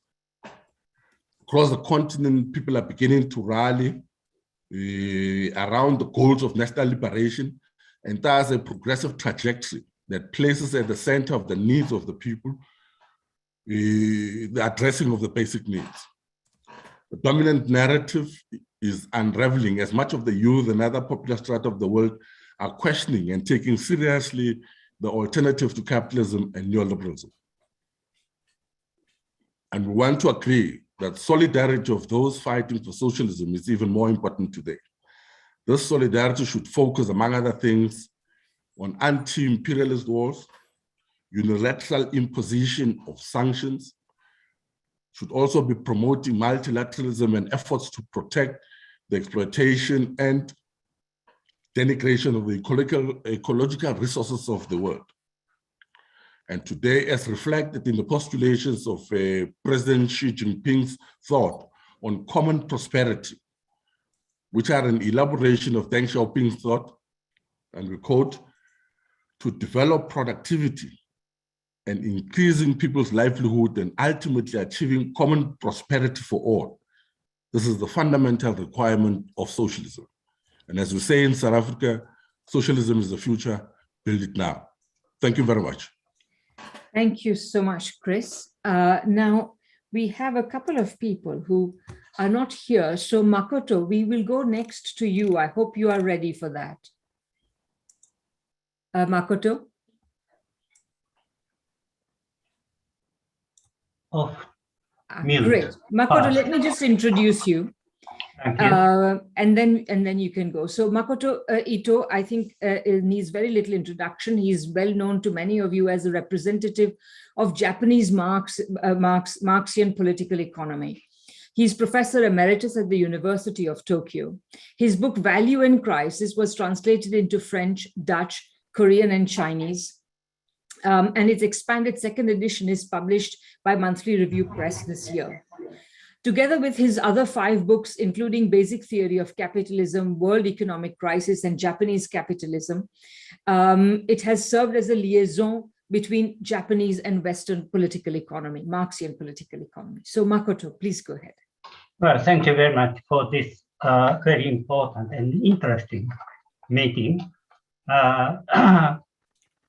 This manifest presents very well how human and planetary annihilation and gender security of mass of working people in multiple crises, including the pandemic and neoliberal capitalism, and appeals demand for socialism by commodifying land, labor, and money, as well as knowledge and technology. It is very attractive in a sense, but it attempts to revive Marxian tradition in our age. It's very welcome. I agree its spirits. However, I'm also a bit worried about the marketability or some saleability of this length of manifest. It is not just length, but its contents may not be sufficiently attractive to majority of Japanese left activists and political economists, mainly for three reasons. Firstly, as a neighboring country, we are concerned how to evaluate Chinese growth, naturally. I'm afraid if the tone of this manifest is easily read as estimating China too highly in comparison with the failures of neoliberal capitalism. Critique of neoliberalism may be possible or appropriate, but evaluation of China may cause trouble for many Japanese leftists.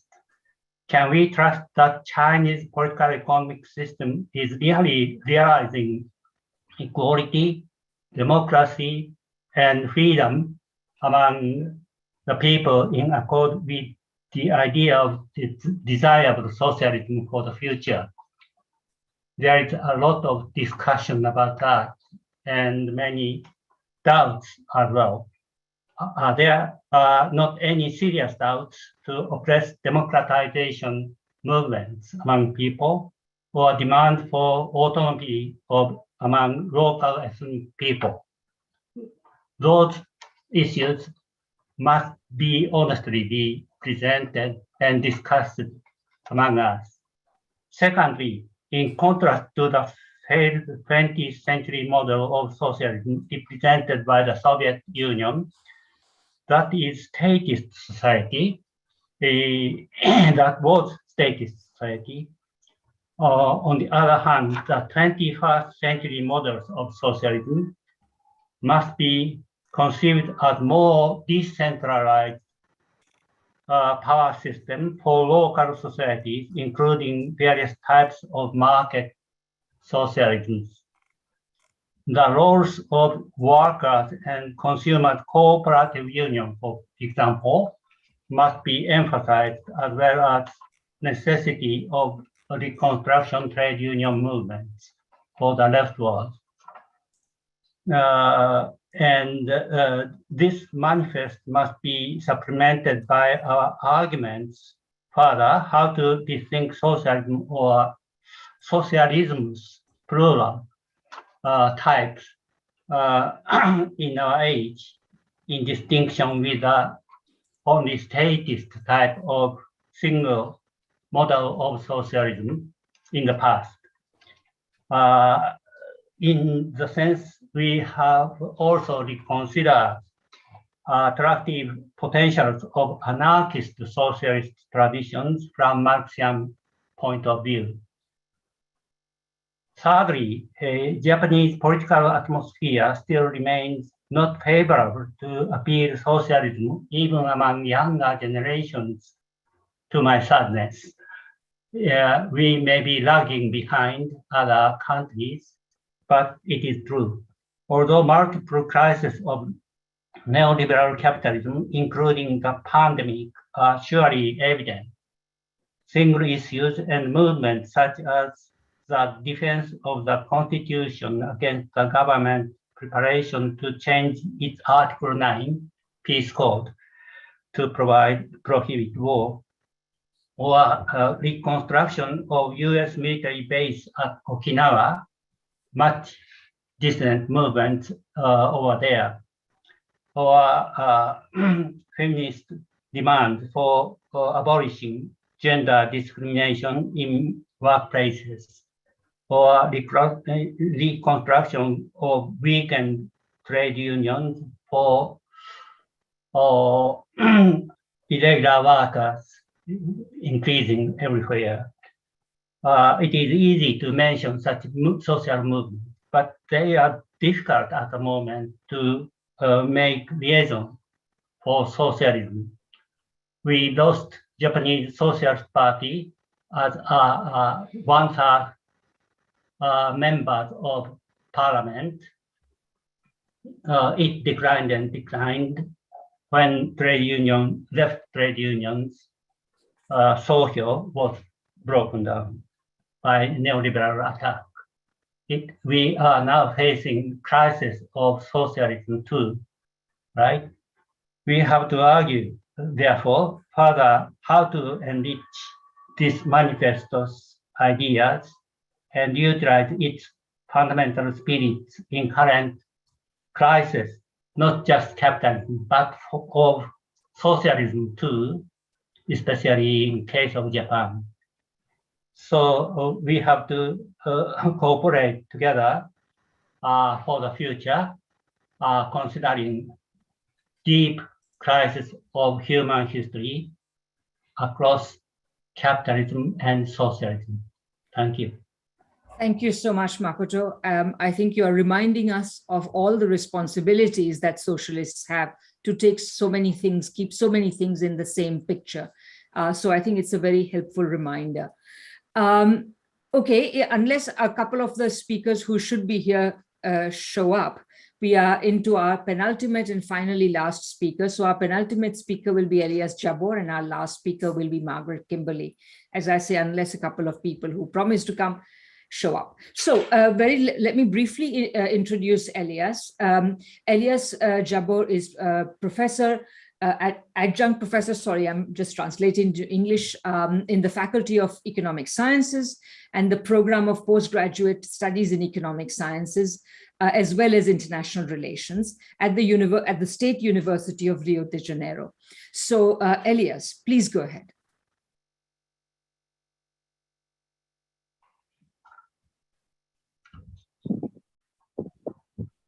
Can you hear me? Yes, very well, thank you. Thanks, Rojika. First of all, I would like to thank the organizers of this manifesto for the invitation to be here with you today. Thank you for the opportunity to be part of a document which summarizes not only the fundamental contradictions of our epoch, but mainly the solutions towards pluripolarity and socialism. This manifesto not only demonstrates the defense of socialist experience, but also shows to the old world that we don't deny the history of the international communist movement. On the contrary, we are proud of our history. For example, the Soviet Union was responsible for the first time in history for giving women equality before the law. Another example, so we defeated the Nazis in Second World War. We launched the first animal, the dog named Laika, the first man and woman into space. The Chinese Revolution was the greatest social revolution of all times. Socialism last century was the main force supporting the colonization movement in Asia and Africa, and a fundamental inspiration to the movements for the emancipation of women and blacks. And today, nowadays, socialism is responsible for ending the extreme poverty in a country of 1.3 billion people. I dare say that the finish of extreme poverty in China was the greatest achievement in the human history.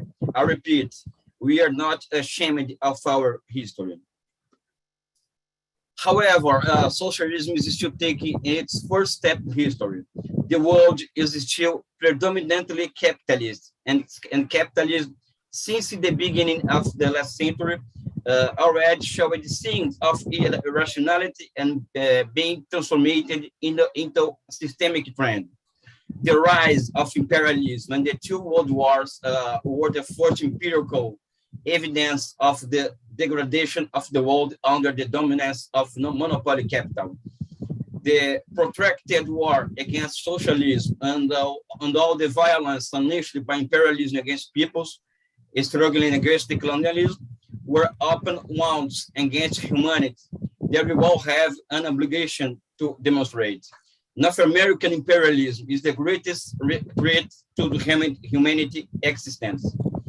This manifesto came at a very opportunity and special time in history.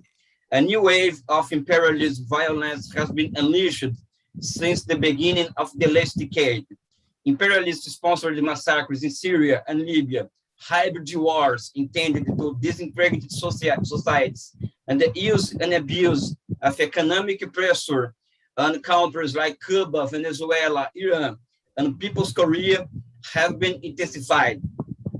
The fingerprints of imperialism are present in the present barbaric war waged by Saudi Arabia against the Yemeni people and the growing colonization of Palestine by the fascist government of Israel.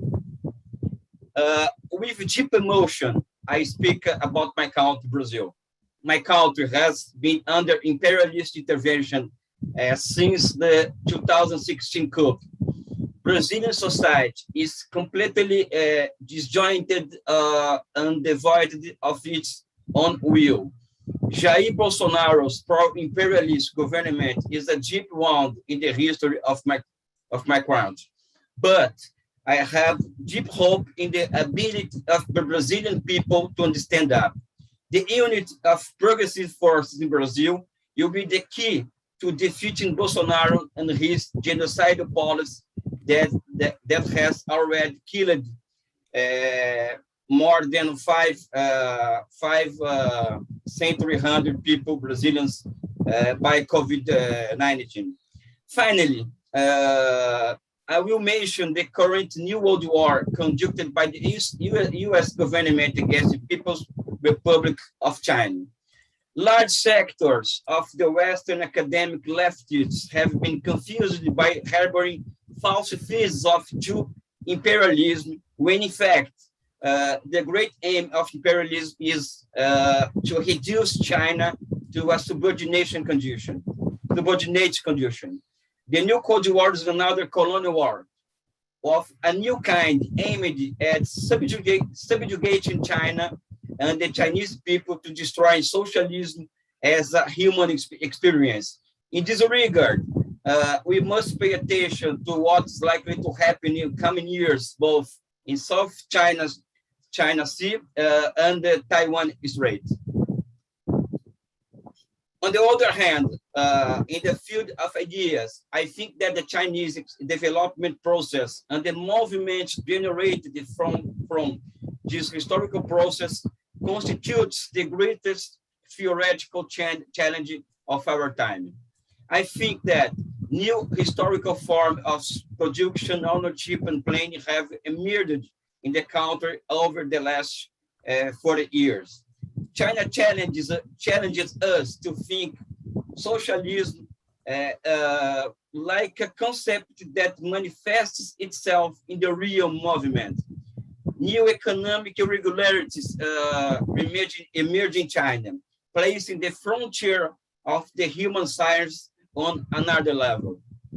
My current research agenda that I developed at State University of Rio de Janeiro is aimed to understanding the new historical forms of socialism that have emerged in China over the last 4 years. On this issue, I will be releasing 2 books in the coming months, one in Brazil and one in English by Clegg publisher. Indeed, the defense of the Chinese model experience is not a case of uncritical adherence to the Chinese model. It's about defending the most successful experience of national and social emancipation in history since the Paris Commune and the Soviet experience. I said earlier that capitalism and imperialism are 2 sides of the same coin, whose irrationality is a systemic feature. Wars, financial crises, and the advance and the far right around the world are proof of the rottenness of capitalism. On the other hand, China can be treated as an expression of the civilizational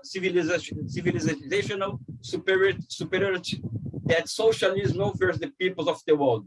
Certainly, socialist China is the last frontier between reason and barbarism that marks the present historical epoch. I would like to conclude my presentation demonstrating my belief in capacity of the peoples of the world in fight and victory against the global military dictatorship represented by US imperialism. I greet all those present with all my affection. A warm hug for all. We are one. Thank you too much. Thanks so much, Elias, for that very supportive set of remarks. Thank you very much. I think we will move to our final speaker because a couple of the speakers we had are having some difficulties. So we won't have them, and probably you will be relieved to hear that. After Margaret speaks, we will have a brief time if people want to make brief interventions, if there's still energy for that. But let me introduce Margaret first. We're really honored to have Margaret here. Margaret is co-founder and editor and senior columnist for Black Agenda Report. She's author of Prejudential, Black America and the Presidents, and a contributor to the anthologies Killing Trayvons, an Anthology of American Violence, In Defense of Julian Assange, and Capitalism on a Ventilator. Her work as an activist includes leadership roles in the Black Alliance for Peace and the United National Anti-War Coalition. So Margaret, you please come in and help us close these speakers' proceedings with your usual flair. Thank you. Okay, thank you, Radhika. Greetings, everyone. First, I want to thank the International Manifesto Group for inviting me to participate in this meeting, and I thank everyone who's joined us today. This is an opportune moment to discuss the issues raised by the manifesto. A series of catastrophes, all of them human-made, have come to a head. In recent weeks, we have witnessed the end of the US occupation of Afghanistan, the ongoing COVID-19 pandemic and its many impacts, and a disaster created by Hurricane Ida, and the lack of an infrastructure built to protect people. The manifesto references the dangers of left-wing abdication. What passes for left-wing politics here in the US is quite frankly a mockery of the term. As the manifesto states, quote, "The common problems of the people are not even discussed, let alone addressed. Although majorities in capitalist countries in the third world, post-communist countries, or the deindustrialized West remain opposed to neoliberalism, as political establishments reject even the mildest concession, this opposition can find little or no political expression," unquote. We have seen this dynamic play out as the end of the 20-year-long war against the people of Afghanistan comes to an end. Instead of cogent analysis about the history of this conflict, we are relegated to hearing jingoistic nostrums, phony concerns about the rights of Afghan women, and outright lies. The collaboration between corporate media and the state continues as the effort to put a positive spin resulted in obvious pro-US propaganda of soldiers playing with children, but a disappearance from media of the last killing of an Afghan family, including little children. It was quite disappointing to see people who think of themselves as leftists go along with the narrative of American exceptionalism and white man's burden, leaving out entirely that Afghan women, for example, were progressing in that society until Jimmy Carter used the same jihadists we are now told are villains to undermine a secular government. While we are watching the crisis in imperialism, the COVID-19 pandemic rages in portions of the US where there are low rates of vaccination. Vaccination is an important tool which has been undermined by hoarding on the part of wealthier nations who have refused to share or to allow manufacture and distribution that does not benefit pharmaceutical companies who have made a fortune because of public funding. But the pandemic's effects are not confined to illness and death. The shutdown of the economy resulted in the unemployment of millions of people, homelessness, and many other dislocations. We were told that every COVID problem was the fault of Donald Trump, but Joe Biden has repeated his predecessor's goal of getting people back to work. That is why unemployment relief is temporary. And in just 2 days, ironically, after the US Labor Day holiday, some 30 million people are in danger of losing their benefits. Likewise, the moratorium on evictions has ended, and the crisis of the unhoused will worsen.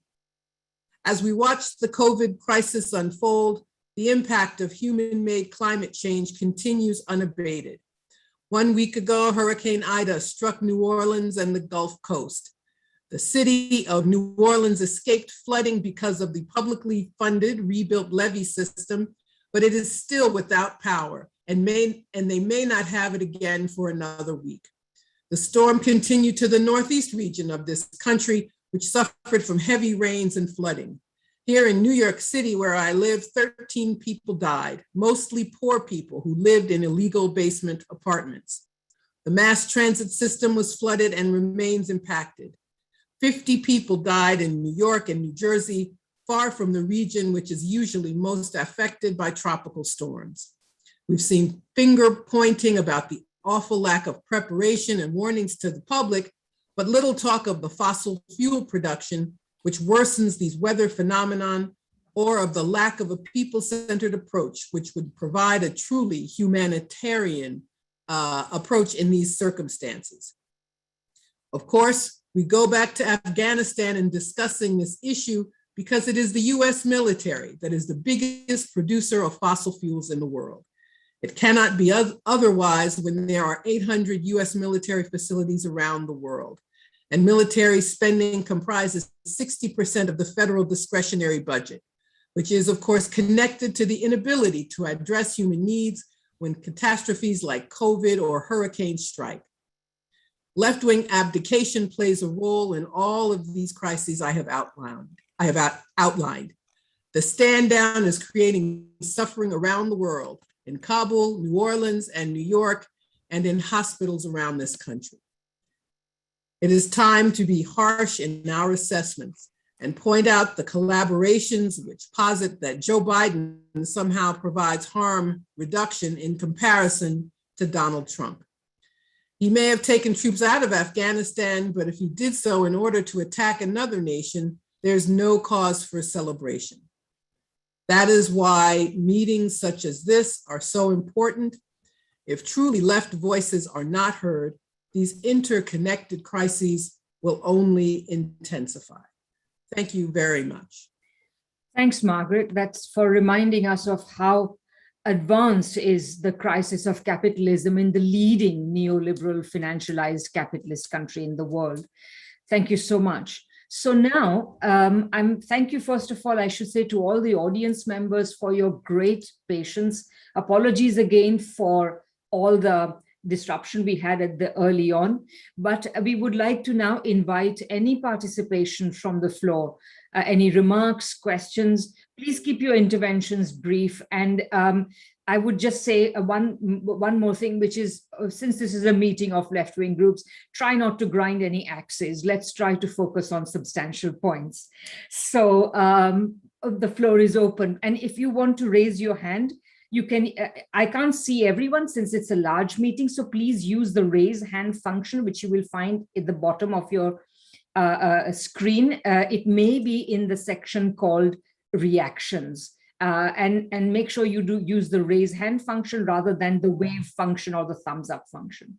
So I will wait for a few seconds for people to, and I would also invite speakers to address each other's remarks if that's what they wish to do.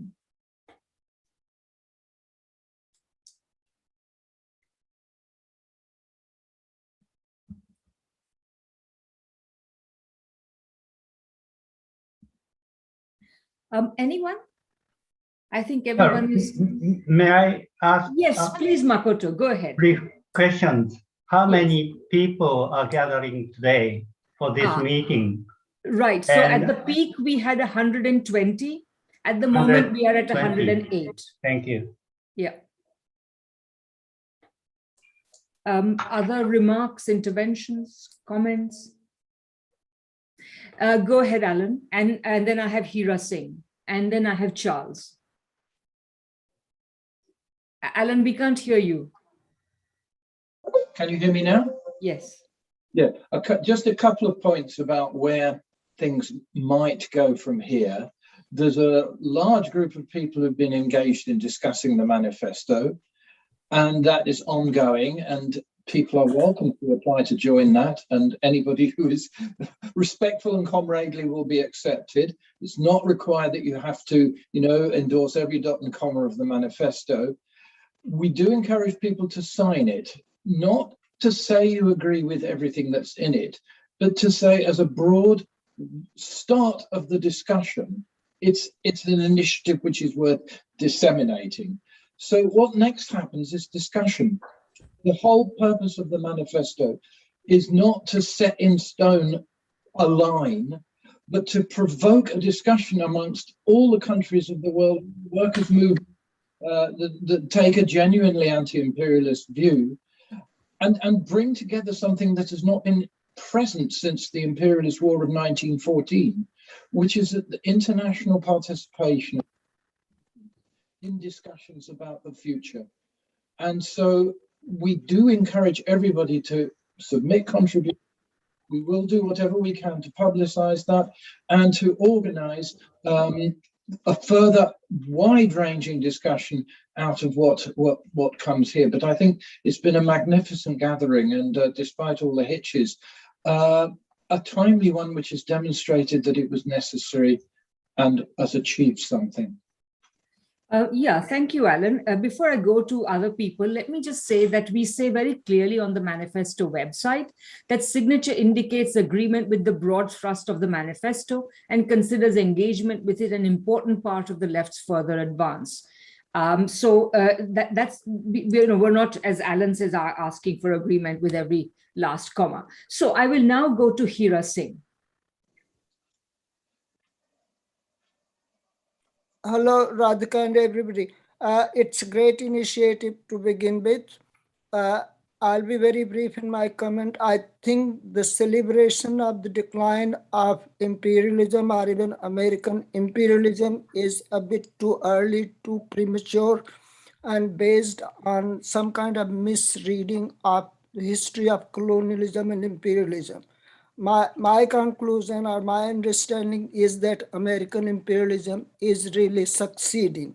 See, in no time, with the decline of socialism, the Berlin Wall collapsed in 1989. From 1990 onwards, what kind of climate has imperialism created? Complete mess in the Middle East. Wherever they have gone, they have softened the ground for the development of reactionary capitalism, now combined with religious fundamentalism. So what's happening here is not the decline of imperialism. Look at the alternative. The only alternative now we have is religious fundamentalism. And I think if you take the whole picture into account, imperialism or capitalism with all its tricks and tactics is really succeeding, particularly if you think of the socialist alternative. So I think we have to kind of just pause and rethink our celebration of imperialism. And last point I want to make, I like the last speaker, Kimberly, also the question of race, caste, and those issues, how they have been what kind of life has been given to racialization in America, for instance, and same thing, caste politics in India. So I think we should rethink that. Thank you. Thank you so much, Hira. And believe me, well, you will see your opinions on imperialism reflected shortly. So Charles, please go ahead. Hello, can you hear me? Yes. Thank you very much for the opportunity to address this group. And I would like to begin by saying that the declaration really has many strengths. And I particularly like, and I don't have time to go into them, but I particularly like the discussion of that capitalism has entered a parasitic phase and is no longer contributing to the productive forces of the world. I think that's a very important observation.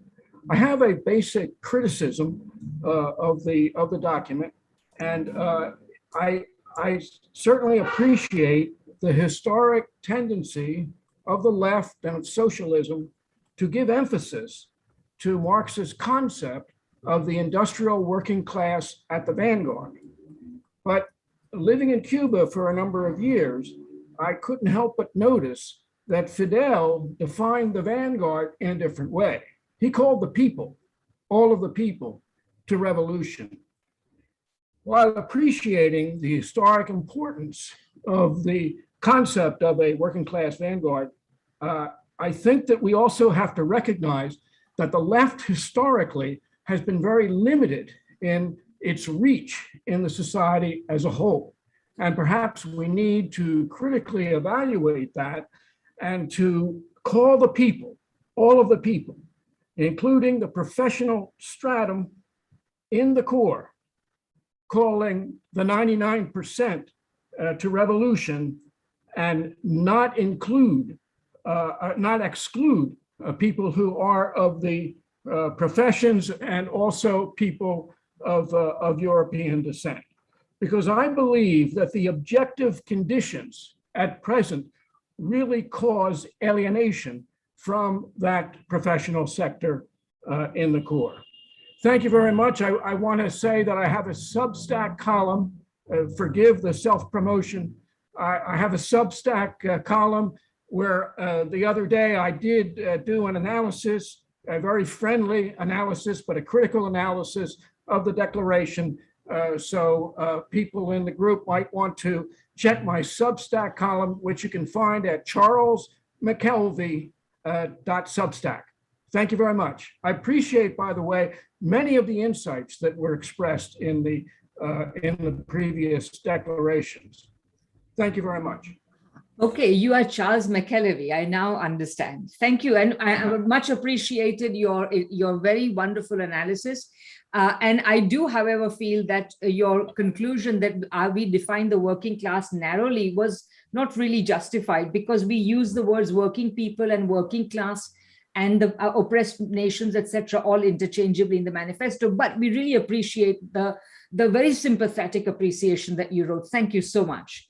So I have next John, then I have Elena and Grakian. I believe that's how you say his name. So go ahead, John. Yeah, I wanted to explain why I signed the manifesto. I'll explain at the end one or two, very deeply, one or two differences I've had with it. But first, most important is why to sign.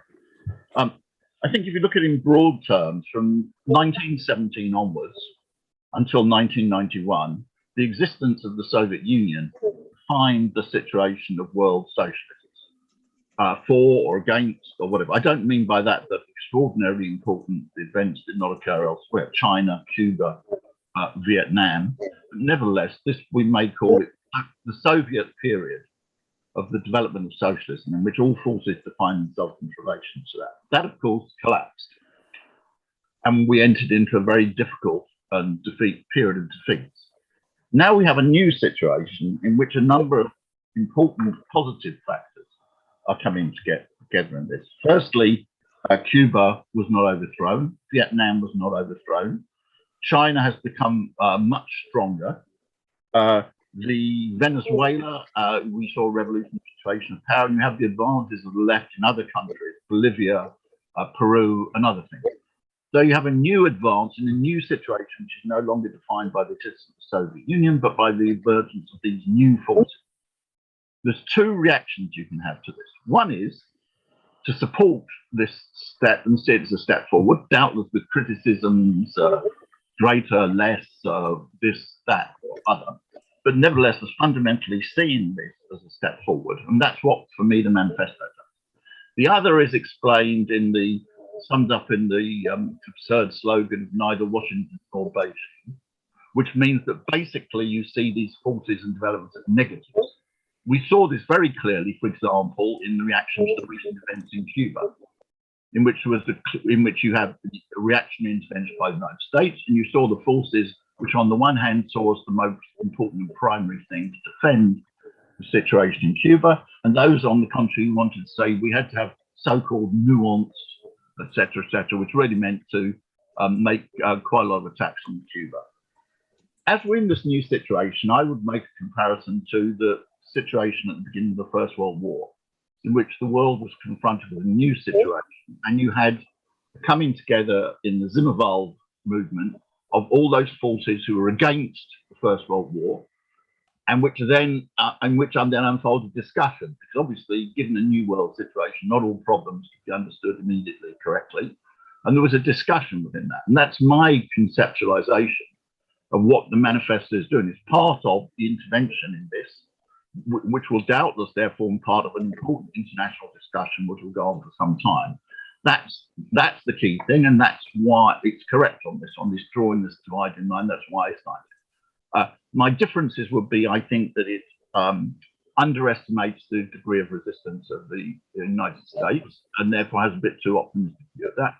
I find myself more close to what the Chinese would call a prolonged war, in which the United States is capable of, unfortunately, of great resistance. But nevertheless, that is secondary. We can have a discussion about this. The most important thing is, I think, that the manifesto through the key dividing lines in the right place. It forms part, therefore, of international discussion, and that's why I signed it and why I think other people should sign it. Then we can discuss other matters within that framework. Okay. Thanks, John. And we have shared several times the place where you can find the manifesto, including many of the translations that are now available and where you can sign it. Elena, please go ahead.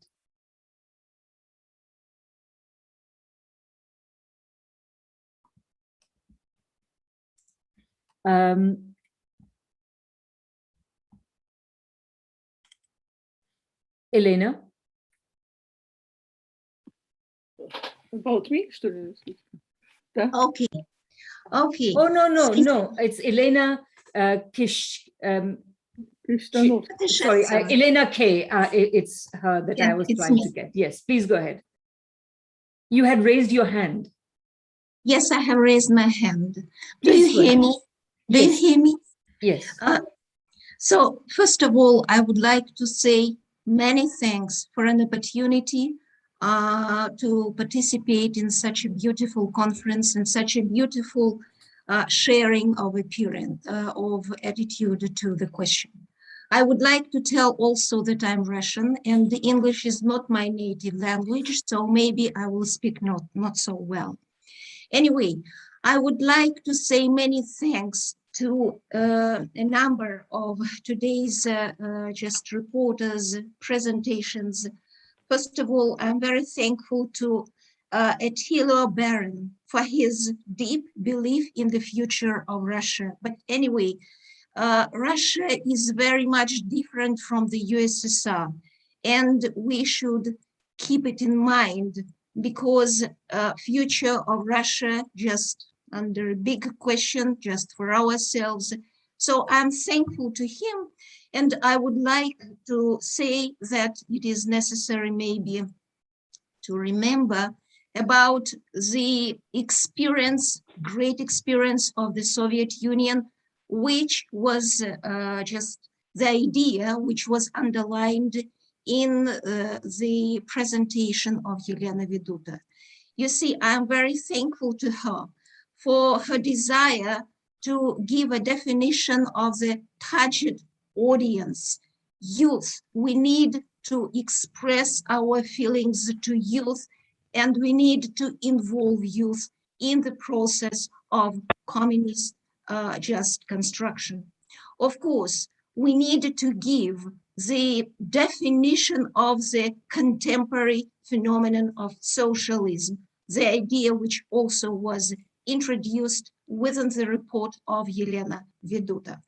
But as for me, I would like maybe to say some words about manifesto as a genre. In this case, manifesto is a short genre, is a genre which calls us for action. This is number one. And this idea was represented in a number of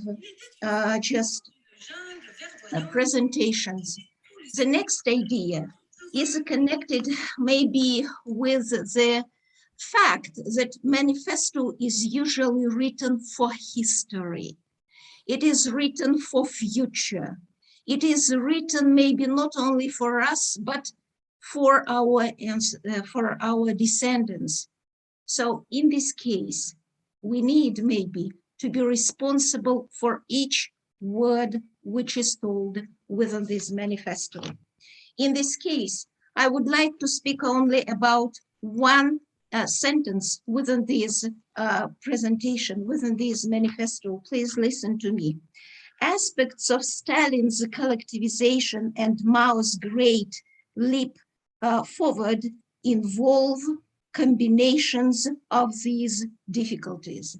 So this is the sentence which compare Stalin's collectivization with the great leap forward which was introduced by Mao. From my point of view, I'm a historian, PhD in the sphere of Russian history. These things are uncomparable.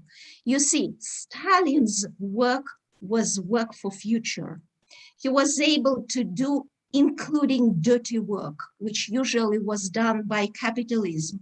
For example, enclosure in England, when lands were just cleaned for big production.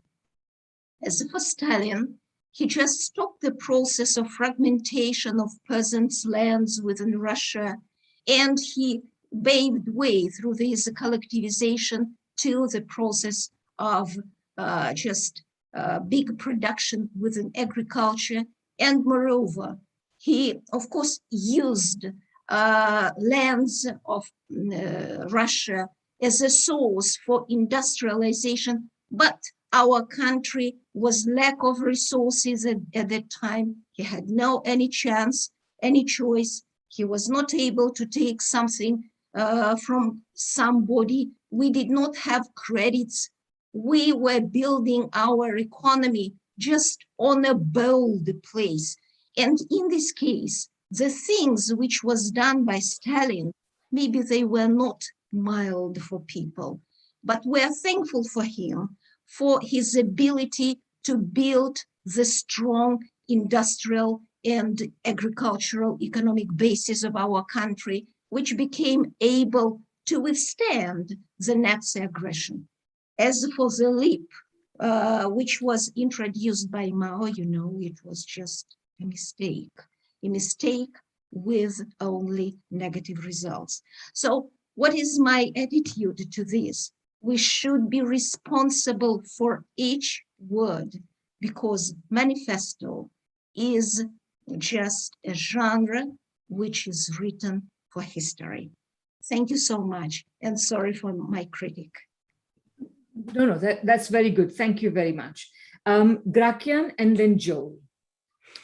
Hello, greetings from Poland. I am very glad to be here and support this optimistic idea, which gave us needed optimism about the future of civilization. What I want to add to our discussion and maybe manifesto is say something about the culture, because we know that the control of capitalism and imperialism is not only about the control of economy, politics, or territory, but especially in the 21st century, it is about control of our thought, of our mentality, of our axiology. And I think we now observing a rising of a new important contradiction, which I call the contradiction between the axiological freedom of superhumans.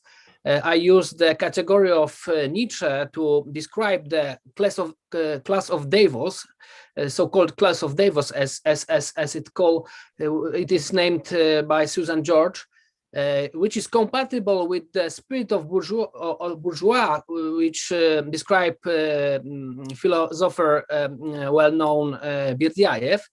And the development of system of social supervision by states and corporations, which may result in a global police state. Instruments such as big data, automation, artificial intelligence create panoptism, synoptism, surveillance, assemblage, and digital doubles. And by using the achievements of neuroscience, it becomes possible to control resistance before taking real action. And I think we should take into account these new technological possibilities which can be used, and I think it is already used by class of Davos to control not only our territory and economy, but first of all our spirit, our mentality. Thank you very much. Thank you, Grakian. Joel, please go ahead.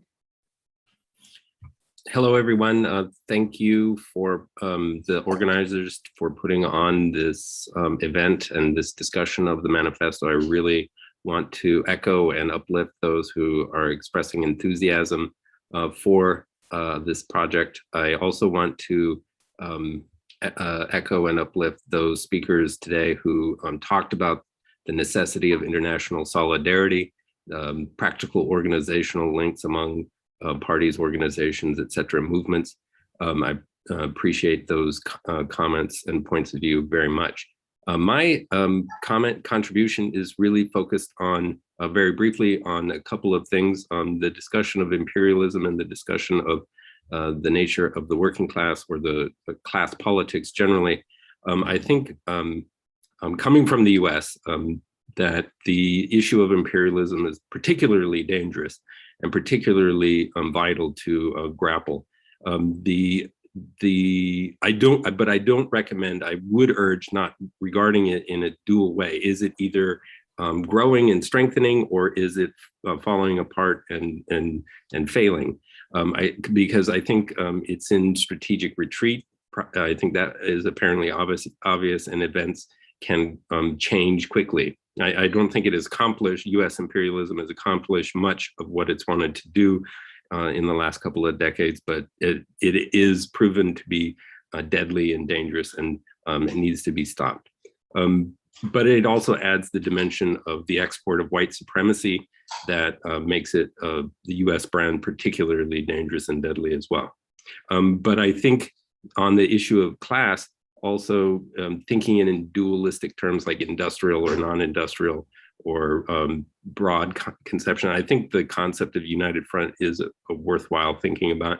But I also think that in the pandemic has revealed, at least in the context of the United States, the necessity of thinking about an essential class of workers rather than simply an industrial class of workers who have been identified as crucial to the maintenance of capitalism during a pandemic. And those aren't always industrial. Those are healthcare workers and other types of service workers that were pressured to continue to work under dangerous conditions in order to, and I think the opening statement by Radhika about capitalism forcing us to continue to function in order for it to survive is important to definitions of class. So those are just my thoughts. I just would want to think about those two concepts in flexible terms rather than in dualistic terms. That's it.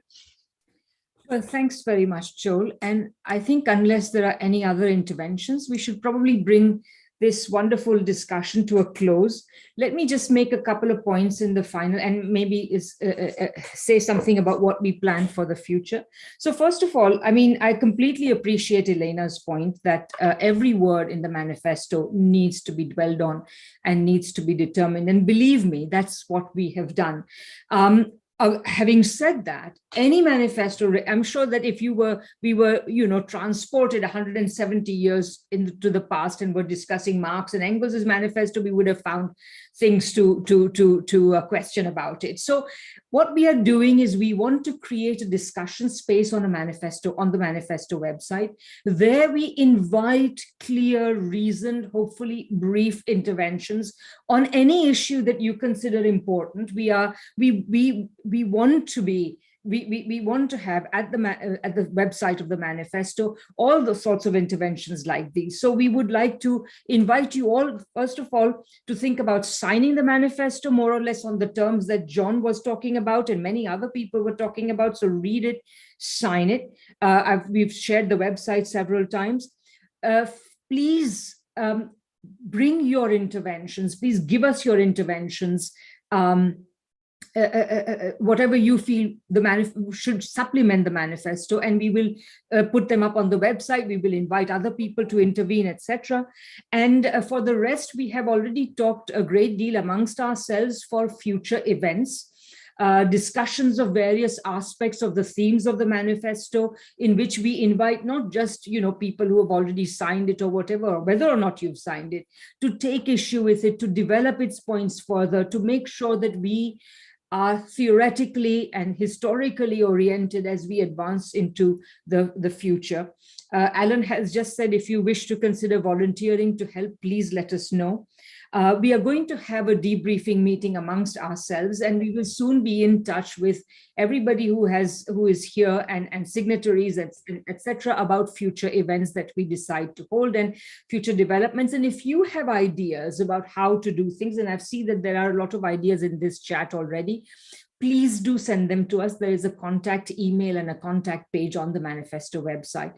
So I guess, I just want to say, from a personal point of view and the point of view of, I think, many of my fellow drafters on the committee, it's been a lot of work. We have learned so much from writing this, from correcting each other, from combining our views, and it's been a really growing experience. And believe me, this manifesto is the work of is the result of an enormous amount of work by an enormous number of people. So please consider reading it, engaging with it, and so on. And we hope that we have made an important contribution. We can only hope, and time will tell. And we hope that we can all remain in touch and advance our common cause of socialism together in the future. Let's hope we're starting something important and new today. So having said that, thank you so much. I'm amazed that out of 120 that we were at a peak, we are still at 105, almost 3 hours into the game. Apologies again about the glitches at the beginning. And thank you. Thank you very much.